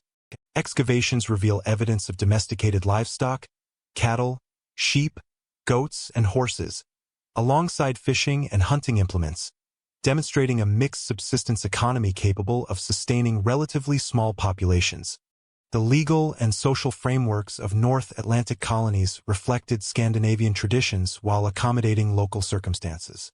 Land division was based on kinship and negotiated claims, while communal assemblies managed disputes, regulated trade, and ensured collective defense. Archaeological evidence, including assembly sites and boundary markers, aligns with saga accounts of governance, showing continuity in institutional practices despite geographic separation. Cultural integration and continuity were also significant. Settlers brought Norse language, religious practices, and material culture to the islands, while adapting to environmental challenges. Burial practices, artifact styles, and domestic architecture demonstrate a transplantation of Norwegian traditions modified by local conditions. Sites such as Brattle show both Scandinavian-style longhouses and evidence of adaptation to Greenland's Arctic environment, illustrating a balance between heritage and innovation. Trade and communication networks linked these North Atlantic settlements to each other and to Scandinavia. Ships transported surplus goods, livestock, and craft items, facilitating both economic exchange and cultural cohesion. Imported artifacts, including iron, textiles, and coins, highlight the colony's integration into broader maritime networks, while local productions supplemented necessities and reinforced resilience. By the end of the 10th century, the North Atlantic islands had become stable, semi-independent Norse societies. Iceland emerged as a densely settled, legally organized island. The Faroes served as strategic stepping stones, and Greenland represented the westernmost edge of Norse colonization. These settlements demonstrate the ability of Viking societies to project influence across challenging maritime environments, maintain social cohesion, and adapt traditions to novel circumstances, extending the Viking world far beyond the Scandinavian homelands. The North Atlantic colonies were the first stage in a new era of exploration, linking the Viking homelands to distant oceans and laying the groundwork for further expansion. No other European people reached America before the Vikings, and yet they left no empire there. The westernmost frontier of Norse exploration during the Viking Age lies in what the sagas call Vinland, generally identified with areas of coastal Newfoundland and Labrador. The saga of the Greenlanders and the saga of Eric the Red recount journeys westward from Greenland, describing voyages, encounters with indigenous peoples, scralings, and seasonal settlements. While written centuries after the events, these narratives preserve elements consistent with archaeological evidence, including Norse-style buildings, artifacts, and traces of European activity. The most compelling archaeological confirmation of Norse presence in North America comes from Lance aux Meadows in Newfoundland. Excavated in the 1960s, the site contains remains of turf and timber longhouses, workshops, and iron production facilities dated to approximately 1000 CE. The architecture, tools, and domestic artifacts, including nails, rivets, and a bronze pin, are consistent with Norse construction and craftsmanship. These findings confirm that Scandinavian explorers reached North America centuries before Columbus, establishing temporary but structured settlements. The scale and duration of these western voyages appear limited. Lance aux Meadows does not exhibit evidence of permanent settlement, large-scale agriculture, or sustained trade, suggesting that the Norse presence in Vinland was seasonal, exploratory, or experimental. Environmental factors, including dense forests, harsh winters, and resistance from indigenous populations, likely constrained expansion. Botanical and faunal evidence from the site indicates reliance on locally available resources, including timber, fish, and game, demonstrating adaptation to a new environment without long-term colonization. Saga accounts provide additional context for these voyages. They describe exploration in search of fertile lands and valuable resources, including grapes and timber. Narratives of conflict with the Scralings suggest both curiosity and tension in Norse indigenous interactions. While the sagas mix historical events with literary embellishment, their geographic and ecological details correspond to environmental and archaeological observations, supporting their partial reliability as historical sources. Trade and logistical networks remained central to these voyages. Greenland served as a staging point, linking Icelandic and Norwegian settlements to North America.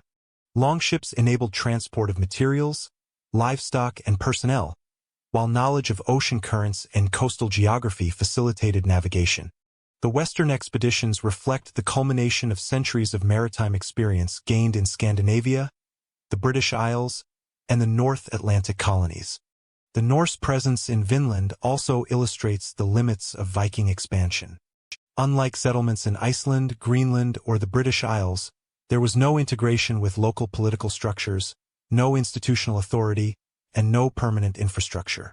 The absence of sustained settlement highlights a pattern of exploration rather than colonization, demonstrating that Viking mobility and maritime skill extended to the edge of the Atlantic world, but were constrained by environmental, social, and logistical factors. Historians debate the extent and significance of Vinland. Some argue that the Norse voyages were primarily episodic, intended for resource acquisition rather than permanent settlement. Others suggest that Vinland represented a potential frontier for expansion that was ultimately abandoned due to practical difficulties. Archaeological evidence at Lance Aux Meadows supports a model of short-term habitation, consistent with the saga's accounts of temporary camps and exploratory journeys. By the end of the 10th century, Vinland had become a historical footnote rather than a permanent colony. The Western voyages, however, underscore the breadth of Viking exploration, demonstrating that Scandinavians possessed the maritime technology, navigational skill, and organizational capacity to reach North America centuries before other Europeans. These expeditions expanded the conceptual and geographic horizons of Norse society while remaining limited in political and economic impact. While explorers reached the edge of the world, reformers reshaped belief at home. Across Scandinavia, new faiths arrived with missionaries, challenging centuries of ancestral belief. By the mid-10th century, Christianity began to make significant inroads into Viking society, introduced through a combination of missionary activity, political calculation, and cultural exchange. Missionaries from England, Germany, and France sought to convert both rulers and commoners, bringing not only theological doctrines but also administrative frameworks, literacy, and integration into broader European networks. Sources such as Adam of Bremen's Gesta Hammerbergensis Ecclesiae Pontificum, Ecclesiastical Correspondence, and Saga references document the spread of Christianity and its complex interactions with existing Norse traditions. Political leaders played a central role in the adoption of Christianity. Conversion was often strategic, allowing kings to consolidate authority, strengthen alliances with Christian neighbors, and access continental trade and diplomatic networks. In Denmark, King Harald Bluetooth's conversion around 965 CE, commemorated on the Jelling stones, marked both a religious and political declaration. These monumental runestones proclaim the unification of Denmark and the establishment of Christianity, illustrating the use of faith as a tool of statecraft. In Norway, Olaf Tryggvason r. 995 to 1000 CE, and Olaf Haraldsson, later Saint Olaf, pursued aggressive conversion campaigns, combining missionary activity with legal and military enforcement to establish Christian dominance. Missionaries adapted their methods to local contexts, often integrating Christian ritual with existing Norse practices to facilitate acceptance. Church buildings were initially modest and frequently constructed near traditional centers of power, coexisting with pagan sites. Archaeological evidence indicates that early churches, constructed from timber, often incorporated elements of Norse architectural traditions. Burial sites demonstrate syncretism. Graves containing both Christian symbols, such as crosses, and traditional grave goods suggest transitional practices where Norse communities retained aspects of ancestral customs while adopting new beliefs. Conversion was a gradual and regionally uneven process. Coastal and urbanized areas, especially in Denmark and Norway, converted first, benefiting from sustained contact with Christian merchants, missionaries, and political authorities. Inland and more remote communities often retained traditional beliefs longer, resulting in centuries of coexistence and syncretism. The persistence of Norse ritual, particularly in household and seasonal rites, indicates that Christianity was initially layered atop, rather than replacing earlier cosmologies. Legal and institutional changes accompanied religious conversion. Church law influenced inheritance, marriage, and dispute resolution, while literacy facilitated record-keeping, tax collection, and the spread of written law. Ecclesiastical organization introduced diocesan structures, linking Scandinavian rulers to continental hierarchies and enabling integration into the broader Christian world. Sources such as the establishment of Bremen's archbishopric and episcopal lists for Norway and Denmark confirm the institutional embedding of Christianity alongside secular authority. Missionary activity often coincided with or followed political consolidation. Leaders like Olaf Tryggvason used both persuasion and coercion, leveraging military strength to enforce conversion among subjects and subordinate elites.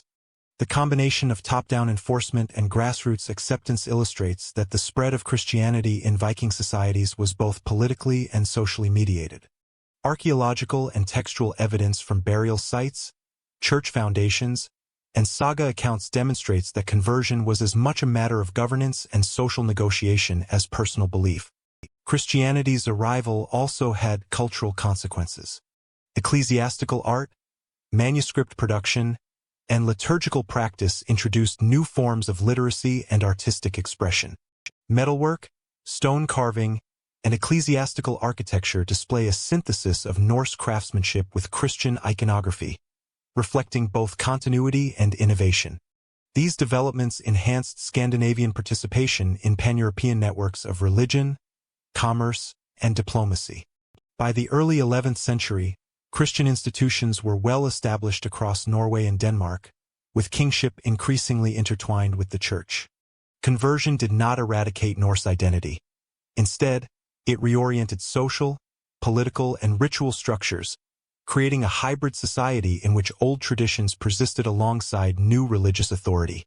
Christianity provided a framework for state formation, integration into continental Europe, and long-term cultural transformation, while Viking exploration and expansion continued alongside this ideological shift. As faith reshaped Scandinavian society, kingship and governance evolved to consolidate both religious and political authority. The hammer yielded to the cross not by peace but by power. The late 10th and early 11th centuries saw the consolidation of Christianity across Denmark and Norway, driven by rulers who combined political ambition with religious transformation. In Denmark, Harald Bluetooth, r.c. 958 to 986 CE, became the first Scandinavian king to publicly adopt Christianity, a decision commemorated on the monumental Jelling stones. These inscriptions declare the unification of Denmark under Harald and the establishment of Christianity, signaling both religious commitment and political authority. The larger of the two stones portrays a cross, symbolizing Harald's embrace of the new faith and its role in legitimizing royal power. Church foundations and contemporary accounts confirm that Harald actively promoted Christian worship, supporting clergy, building churches, and integrating the church into state administration. Norway experienced a more gradual and forceful Christianization, spearheaded by Olaf Tryggvason, r. 995 to 1000 CE. According to saga accounts and ecclesiastical records, Olaf employed a combination of persuasion, diplomacy, and coercion to convert local chieftains and communities. Missionaries accompanied him, and churches were constructed in strategic locations, often near former pagan centers. Archaeological evidence from early church sites reveals timber constructions adapted to local conditions, demonstrating continuity in building practices while adopting Christian religious function. Olaf's campaigns sometimes involved punitive measures against pagan practices, indicating that conversion was intertwined with the assertion of centralized political authority. The subsequent reign of Olaf Haraldsson St. Olaf r. 1015 to 1030 CE solidified the Christian Church as an integral element of Norwegian governance. Olaf extended church-building programs, enforced tithe collection, and codified laws in alignment with Christian principles. Saga narratives emphasize his role in establishing diocesan structures, integrating Norway into the broader European ecclesiastical hierarchy, and aligning royal authority with the Church. Burial mounds and churchyard excavations from this period demonstrate the transition from traditional Norse funerary customs to Christian practices, including the adoption of oriented graves, grave markers, and minimal grave goods. The spread of Christianity also transformed societal norms and daily life. Church attendance, baptism, and Christian festivals introduced new rhythms and obligations, while literacy and record-keeping associated with the clergy enhanced administrative capacity. Legal frameworks increasingly reflected Christian ethics, particularly regarding marriage, inheritance, and criminal law. These institutional changes reinforced the authority of kings while embedding the church within the political fabric of Scandinavia. Rune stones provide both documentary and symbolic evidence of this religious transition. Beyond the gelling stones, smaller inscriptions commemorate conversions, mark church construction, or memorialize Christian individuals.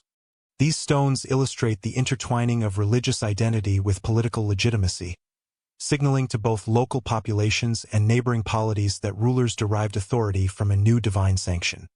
Church architecture, though initially modest, played a crucial role in consolidating Christian influence. Timber churches were often centrally located within settlements, near elite residences or former pagan ritual sites, symbolically asserting Christian dominance over both sacred and secular space. Artifacts recovered from these sites, including crosses, reliquaries, and imported liturgical objects, highlight the integration of Scandinavian communities into continental religious and material networks. Military and political authority were also linked to the church. Kings used ecclesiastical support to enforce compliance, legitimize territorial expansion, and stabilize internal rule. The alignment of royal power with religious sanction facilitated the consolidation of kingdoms, particularly in regions where local chieftains or coastal communities had previously exercised considerable autonomy. The church became both a partner and instrument of political centralization.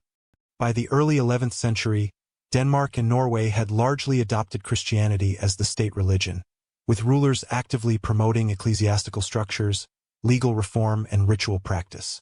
Pagan traditions persisted in isolated rural areas, but public life, governance, and international relations increasingly reflected Christian norms. The combined efforts of Harold Bluetooth, Olaf Tryggvason, and St. Olaf illustrate how faith and power were mutually reinforcing. Religious transformation legitimized kingship, while centralized authority enabled systematic Christianization. With faith transformed, politics too would follow, setting the stage for the height of Scandinavian kingdoms and their continued influence abroad. From England to Norway, one ruler sought to bind the North Sea under a single crown. Knut the Great c. 995 to 1035 CE, emerged as the preeminent figure in early 11th century Scandinavian and English politics, consolidating a North Sea empire that spanned Denmark, Norway, and England. His rise followed decades of political transformation in Scandinavia, Viking settlement and integration in England, and the Christianization of northern kingdoms. Sources including the Anglo-Saxon Chronicle, Scandinavian sagas, charters, and coinage provide detailed evidence of his reign, illustrating both administrative sophistication and the integration of diverse territories under a single authority. Knut's initial conquest of England began in 1013, exploiting internal succession disputes and instability following Athelred the Unready's reign. Contemporary sources record his crossing of the North Sea with a fleet of several hundred ships and a substantial army, achieving rapid control over southern and eastern England. Following a brief return to Denmark upon his father's death, Knut resumed his campaign, securing recognition as king in 1016 after defeating Edmund Ironside. Archaeological evidence, including coin hoards, fortified sites, and urban occupation layers in York and London, corroborates the scale and permanence of Viking administration during this period.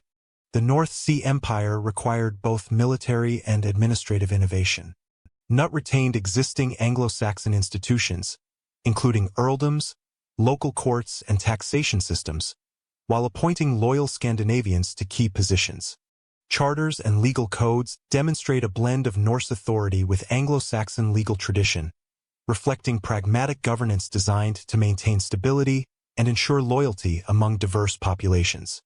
Coinage issued in Knut's name circulated widely, symbolizing central authority and facilitating economic integration across his realms. Relations with the church were a critical component of Knut's rule. By supporting bishops, monasteries, and church construction, he reinforced both spiritual legitimacy and political control. Papal correspondence and ecclesiastical chronicles emphasize his commitment to Christian observance, the enforcement of tithes, and the protection of ecclesiastical privileges. These measures strengthened the alliance between crown and clergy, ensuring the church's cooperation in administration and legitimizing Knut's authority across multiple kingdoms. In Norway, Knut secured recognition as king in 1028, following the consolidation of power in Denmark and England. Saga sources indicate a combination of diplomacy, strategic marriage alliances, and military presence to assert control. Local chieftains retained a measure of autonomy, but loyalty to Knut was enforced through oaths, taxation, and the installation of loyal governors. Archaeological evidence, including coinage and elite burials, reflects integration into the broader North Sea political and economic network. Administration across such a vast empire required delegation and effective communication. Knut relied on a network of earls, stewards, and local officials to enforce law, collect tribute, and maintain order. Regular assemblies and councils facilitated dispute resolution and policy implementation. Documentation, including charters and correspondence, demonstrates the blending of Scandinavian and Anglo-Saxon bureaucratic practices, creating a coherent system adaptable to multiple regions. Economically, the empire benefited from control over key trade routes, ports, and urban centers. Coastal towns such as London, York, and Hedeby became hubs for commerce, taxation, and resource extraction. Coin hoards and imported goods from the continent indicate active participation in continental trade networks, while agricultural productivity in Norway and Denmark sustained both the military and administrative apparatus. Control over trade allowed Knut to consolidate wealth, reward loyal followers, and finance military operations. The consolidation of law under Knut illustrates both continuity and innovation. Anglo-Saxon legal codes were maintained, but supplemented with edicts reinforcing royal authority and Christian norms. Issues of succession, property, and crime were increasingly regulated under a uniform framework, bridging local customs with the overarching authority of the crown. This approach stabilized governance across culturally and linguistically diverse populations, demonstrating the adaptability of Viking rulers in the context of expanding state structures. By 1035, Knut's North Sea Empire represented the apex of Scandinavian political influence in the early medieval period. It combined military prowess, diplomatic skill, administrative innovation, and ecclesiastical cooperation, uniting previously distinct territories under a single monarch.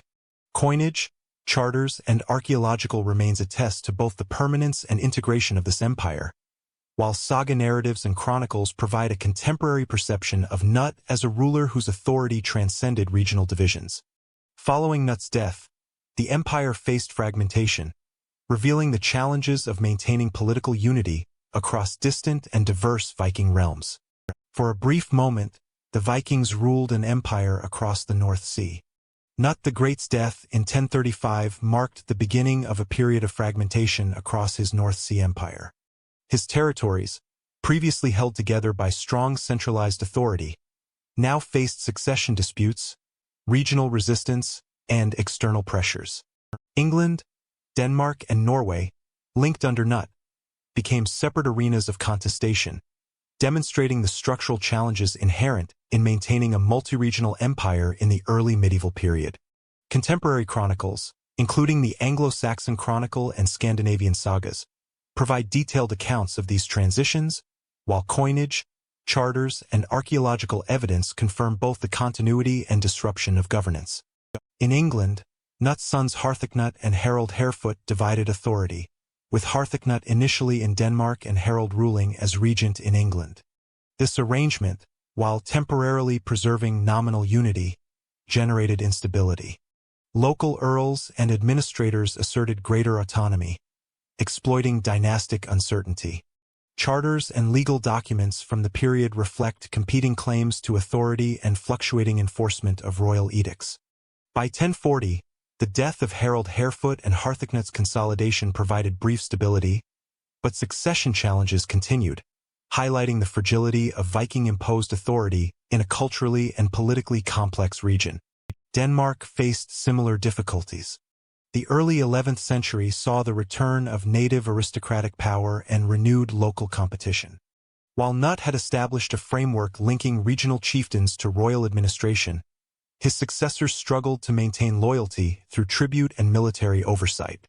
Archaeological evidence, including burial practices and fortifications, suggests continuity of elite activity, but with reduced central coordination. This period saw an increase in local autonomy and the reassertion of traditional Scandinavian governance mechanisms, demonstrating how centralized control depended heavily on the presence of a strong monarch. Norway also experienced political fragmentation following Knut's death. Saga sources indicate that regional leaders regained influence, with local chieftains re-establishing authority over territories that had been under Norwegian oversight during Knut's reign.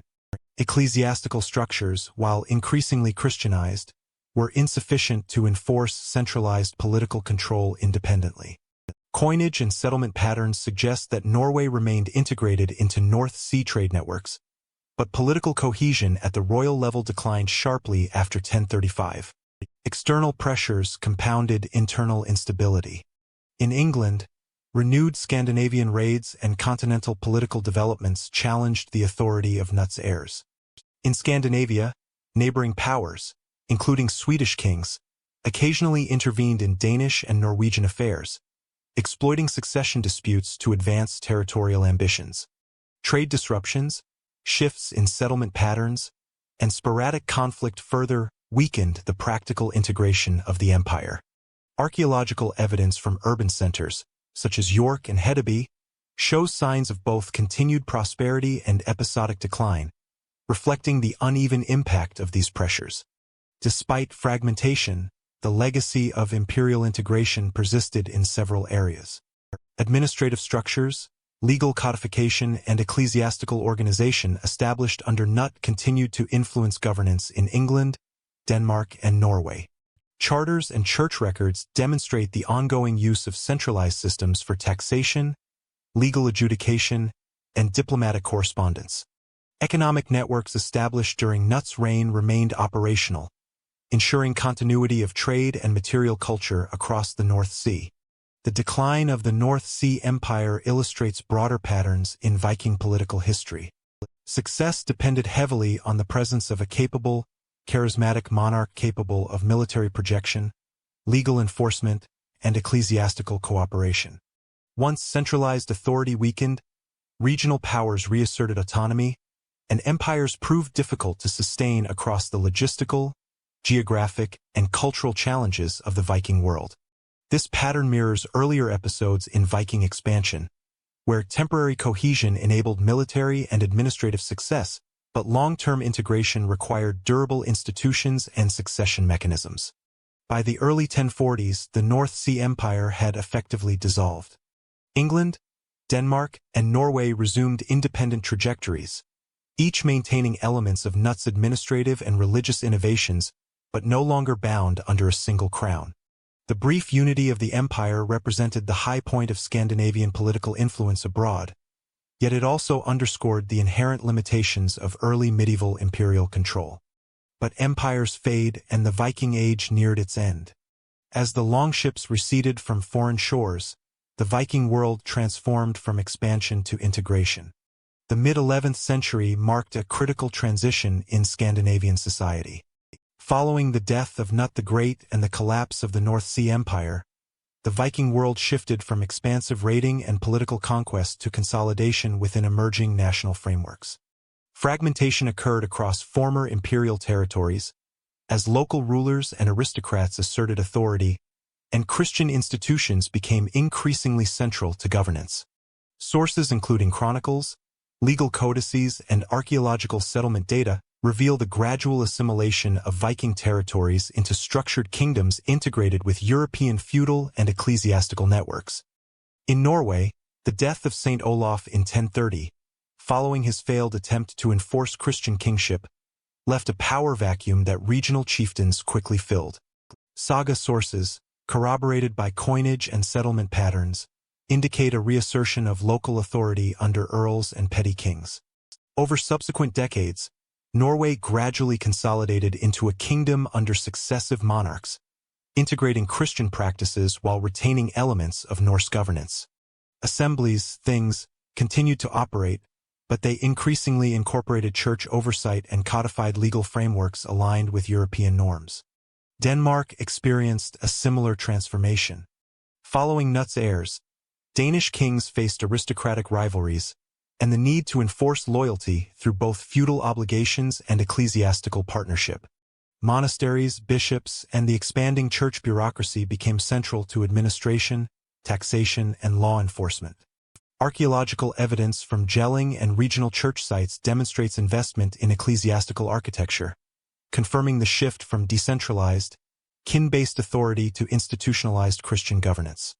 England, already substantially integrated into continental Christian and feudal systems, absorbed remaining Scandinavian influences through assimilation rather than conquest.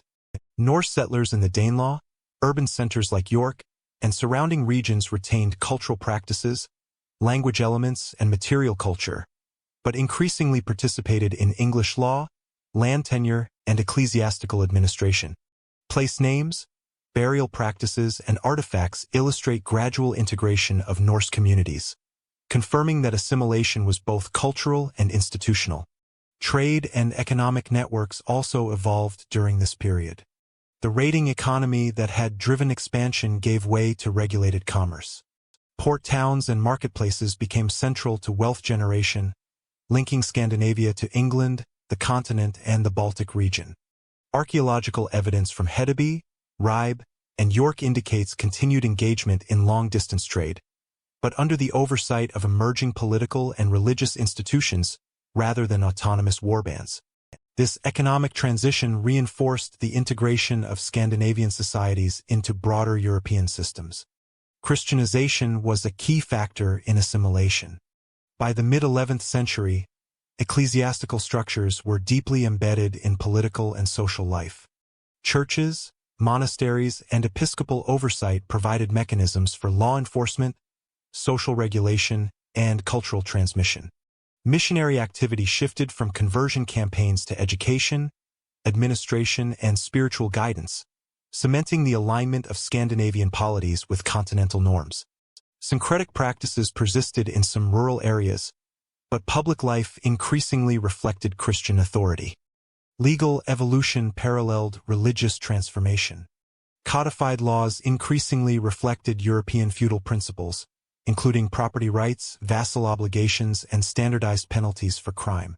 Local assemblies continued to function but operated within the framework of national kingship and ecclesiastical oversight. Charters, law codes, and land grants from this period demonstrate the gradual replacement of customary Viking law with codified, Christian-influenced legal systems. By the end of the 11th century, the Viking identity was transformed. Scandinavian societies were no longer defined primarily by seafaring raids or overseas conquest. Instead, they participated in centralized kingdoms, feudal hierarchies, and Christian cultural spheres. While maritime tradition, craftsmanship, and settlement patterns preserved elements of Norse heritage, the political, economic, and religious landscape had been permanently restructured. With the Viking Age concluding, the final chapter considers how Scandinavian culture, exploration, and governance left enduring legacies across Europe and the North Atlantic. The Viking Age ended not with a raid, but with a king's fall. The final decades of Viking military activity were marked by ambitious, yet ultimately unsuccessful, attempts to assert influence in England and beyond. The most significant episode occurred in 1066, when Harald Hardrada, King of Norway, launched an invasion of England to claim the throne. Contemporary accounts from the Anglo-Saxon Chronicle, Norse sagas, and later chronicles provide detailed narratives of this campaign, highlighting the enduring martial ambition of Scandinavian rulers even as the Viking Age drew to a close. Archaeological evidence, including battlefield artifacts at Stamford Bridge, corroborates the scale and intensity of these engagements. Harald Hardrada's invasion followed the death of Edward the Confessor and the succession crisis that also drew William of Normandy to England. Harold's forces, estimated at approximately 10,000 men, landed in northern England, confronting regional earls and engaging in a series of rapid campaigns. The decisive battle at Stamford Bridge on September 25, 1066, resulted in Hardrada's death and the near-total destruction of his army. contemporary accounts emphasize both the skill of the Norwegian forces and the strategic advantage of the Anglo-Saxon defenders under King Harold Godwinson. Archaeological surveys of the battlefield have yielded weapon fragments, arrowheads, and personal effects, supporting textual descriptions of intense combat. The Battle of Stamford Bridge marked a symbolic and practical end to large-scale Viking incursions in England. Unlike earlier raids, which established settlements or asserted ongoing political authority, Hardrada's expedition demonstrated the limitations of late Viking military power in the face of organized, centralized kingdoms. The defeat underscored the shift from Viking-style mobility and opportunistic conquest to entrenched feudal and Christian state structures capable of sustained defense and administration. Despite the military decline, the Vikings left a profound political and cultural legacy.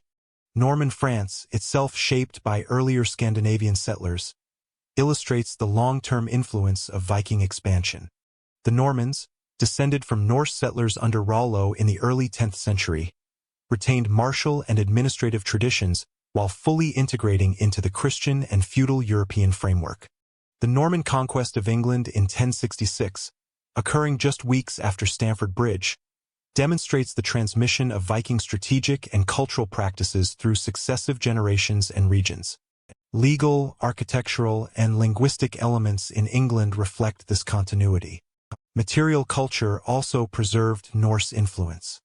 Urban centers, particularly in northern England, retained Scandinavian street layouts, burial customs, and craft traditions. Place names, runic inscriptions, and artifact assemblages indicate sustained Norse presence and integration within Anglo-Saxon communities, even after formal political authority waned.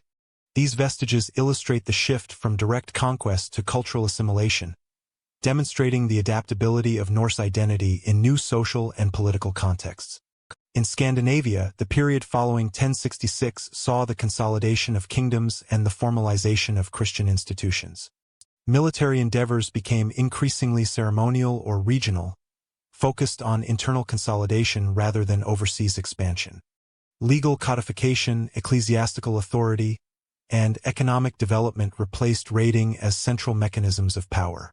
Archaeological evidence from fortifications, urban centers, and church construction demonstrates that resources once devoted to maritime conquest were redirected toward infrastructure and administration, supporting the transition to medieval governance. The cultural impact of the Viking Age extended beyond Europe. Maritime technology, shipbuilding expertise, and navigation knowledge influenced subsequent exploration and trade networks. Coastal settlements across the North Atlantic retained elements of Norse organizational and economic practices, including communal assemblies, legal structures, and subsistence strategies adapted to local environments. These innovations facilitated later medieval expansion and colonization, particularly in Iceland, Greenland, and the North Atlantic islands. By the end of the 11th century, the Viking Age had concluded as an era of sustained raiding, exploration, and political expansion. Scandinavian societies had shifted toward centralized monarchies, integrated Christian institutions, and regulated economies. Yet, the Viking legacy endured, not in conquest, but in culture, law, maritime expertise, and the enduring presence of Norse heritage across Europe and the Atlantic world. Yet their legacy endured not in conquest, but in culture. Long after the last longship returned home, Scandinavia's past awaited rediscovery beneath soil and stone. The Viking Age, which formally concluded in the late 11th century, remained embedded in historical memory, yet tangible understanding of the period was largely obscured until the emergence of modern archaeology and historiography in the 19th and 20th centuries. Excavations at key Scandinavian sites, including Birka, Hedeby, Ribe, and Jelling, revealed the physical traces of Viking settlement, trade, and ritual, providing empirical evidence to complement and, at times, correct textual sources. Artifacts such as longhouses, burial mounds, ship remains, weapons, jewelry, and runic inscriptions allowed scholars to reconstruct settlement patterns, social hierarchies, and economic networks with increasing precision. The 19th century saw a surge of scholarly interest in Norse culture and Viking history, coinciding with broader nationalistic movements in Scandinavia and Northern Europe. Early historians, antiquarians, and collectors systematically documented sites, cataloged artifacts, and translated sagas, establishing a foundation for modern Viking studies. Notable discoveries such as the Oseberg and Gokstad ships in Norway demonstrated the technological sophistication of Norse shipbuilding and illuminated the maritime dimension central to Viking society. These finds emphasized both practical and symbolic aspects of Viking culture, illustrating their role in trade, warfare, and ceremonial life. The 20th century brought methodological advancements that transformed understanding of the Viking past. Systematic archaeological excavation techniques, stratigraphic analysis, and radiocarbon dating enabled precise chronological frameworks for settlement, burial, and ritual activity. Sites like Lance Aux Meadows confirmed the extent of Norse exploration in the North Atlantic, while studies at Quay and urban centers in Denmark, Sweden, and Norway documented Viking urbanization, craft specialization, and trade integration. Material evidence allowed historians to move beyond reliance on sagas and chronicles, producing a nuanced view of Viking society grounded in empirical data. Modern reevaluation has also emphasized the diversity and adaptability of Viking communities. Analyses of isotopes, animal remains, and botanical samples illustrate subsistence strategies, resource management, and environmental adaptation. Examination of runic inscriptions, burial customs, and imported artifacts highlights cultural exchange, social hierarchy, and symbolic expression. These discoveries underscore the Viking Age as a complex, interconnected period, challenging earlier stereotypes of Norse society as solely martial or piratical. Historical memory has also shaped public perception. In the 19th and 20th centuries, Viking revivalism in literature, art, and national discourse celebrated Norse heroism, exploration, and craftsmanship. Monument restoration, museum exhibitions, and saga translation cultivated popular fascination, influencing education and cultural identity in Scandinavia and beyond. While these narratives often romanticize the Vikings, academic archaeology and historiography have balanced popular imagination with empirical evidence, reconstructing Viking history with rigor and nuance. Comparative studies have highlighted Viking influence across Europe and the North Atlantic. Place name analysis, settlement archaeology, and material culture demonstrate enduring Scandinavian presence in the British Isles, Ireland, Normandy, and the Atlantic Islands. Coinage, trade artifacts, and urban planning reveal the integration of Norse communities into continental and maritime networks. Archaeology thus serves not only as a tool of historical recovery, but also as a means to trace long-term cultural and economic impact. Technological advances in the late 20th and early 21st centuries, including remote sensing, geophysical surveys, and DNA analysis, have further refined understanding. Excavations at previously inaccessible or submerged sites have revealed ship burials, harbor installations, and domestic structures, while bioarchaeological studies illuminate health, diet, mobility, and ancestry. These developments reinforce the Viking Age as a period of systemic adaptation, innovation, and interaction rather than episodic raiding or conquest. By integrating archaeology with textual evidence, modern scholarship has produced a comprehensive narrative of the Viking Age. Excavated settlements, ritual sites, burial complexes, and artifacts corroborate written sources such as the Anglo-Saxon Chronicle, Adam of Bremen, and Norse sagas while revealing dimensions absent from historical texts. This dual approach demonstrates both the achievements and limitations of Viking society, providing insight into political structures, social hierarchies, economic networks, maritime expertise, and cultural identity. Historical memory continues to influence contemporary engagement with the Viking past. Museums, heritage sites, and academic programs emphasize both factual reconstruction and public education. The integration of material evidence, historical records, and interpretive scholarship ensures that the Viking Age is understood as a dynamic, interconnected period of Northern European history rather than a monolithic or mythical era. Beyond archaeology, the cultural and intellectual legacy of the Vikings persisted, shaping law, literature, and identity across Scandinavia and Europe. Centuries later, the Vikings remain more myth than men, yet their world shaped our own. The Viking Age left enduring legacies that extended far beyond the political and military achievements of the Scandinavian world. Across Europe, the British Isles, Normandy, Ireland, and the North Atlantic Islands, Norse settlers influenced language, law, urban development, and cultural identity. Place names in England, Scotland, and Ireland, such as York, Jorvik, or Dublin, Dyflin, preserve Norse linguistic traces, reflecting the integration of Norse settlers into local communities. Similarly, vocabulary, personal names, and administrative terms were assimilated into Anglo-Saxon, Gaelic, and Norman contexts, creating lasting linguistic continuities.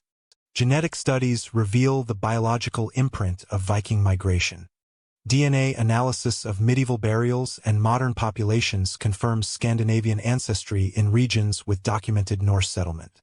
Populations in Orkney, Shetland, the Isle of Man, Iceland, and parts of northern England display significant Norse genetic contribution, complementing archaeological evidence of long-term settlement. This genetic legacy aligns with patterns observed in material culture and urban planning, suggesting that Viking migration was not merely episodic raiding but included permanent population movement. The Vikings' influence on legal and social systems also persisted. Scandinavian governance concepts, including assemblies, things, codified property rights, and maritime law, informed local practices in areas under Norse control. In Normandy, Norse-derived customs shaped feudal governance, military organization, and land tenure, while Viking legal traditions contributed to the development of communal and maritime regulations in the North Atlantic. The integration of Norse institutional practices demonstrates the adaptability of Viking governance to new political and social environments.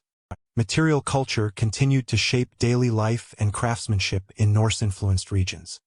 Archaeological findings show continuity in textile production, metalwork, and shipbuilding techniques, often adapted to local resources and conditions.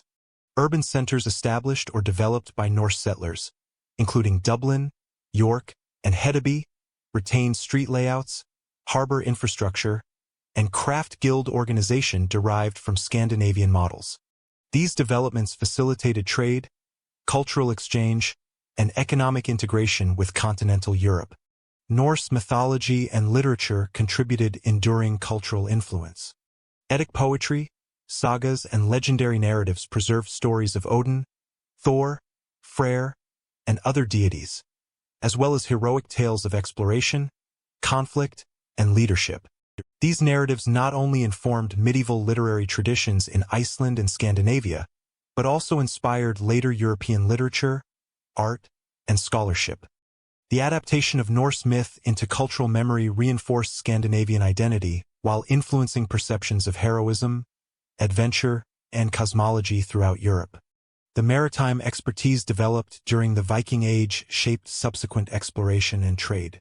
Longship design, navigational knowledge, and coastal piloting techniques enabled continued North Atlantic travel, facilitating Icelandic and Greenlandic settlement, and later informing European maritime expansion. Vikings' integration of seafaring with commerce, diplomacy, and military activity established patterns that influenced northern European trade networks and naval development for centuries. Religious and cultural syncretism also reflected the Viking legacy.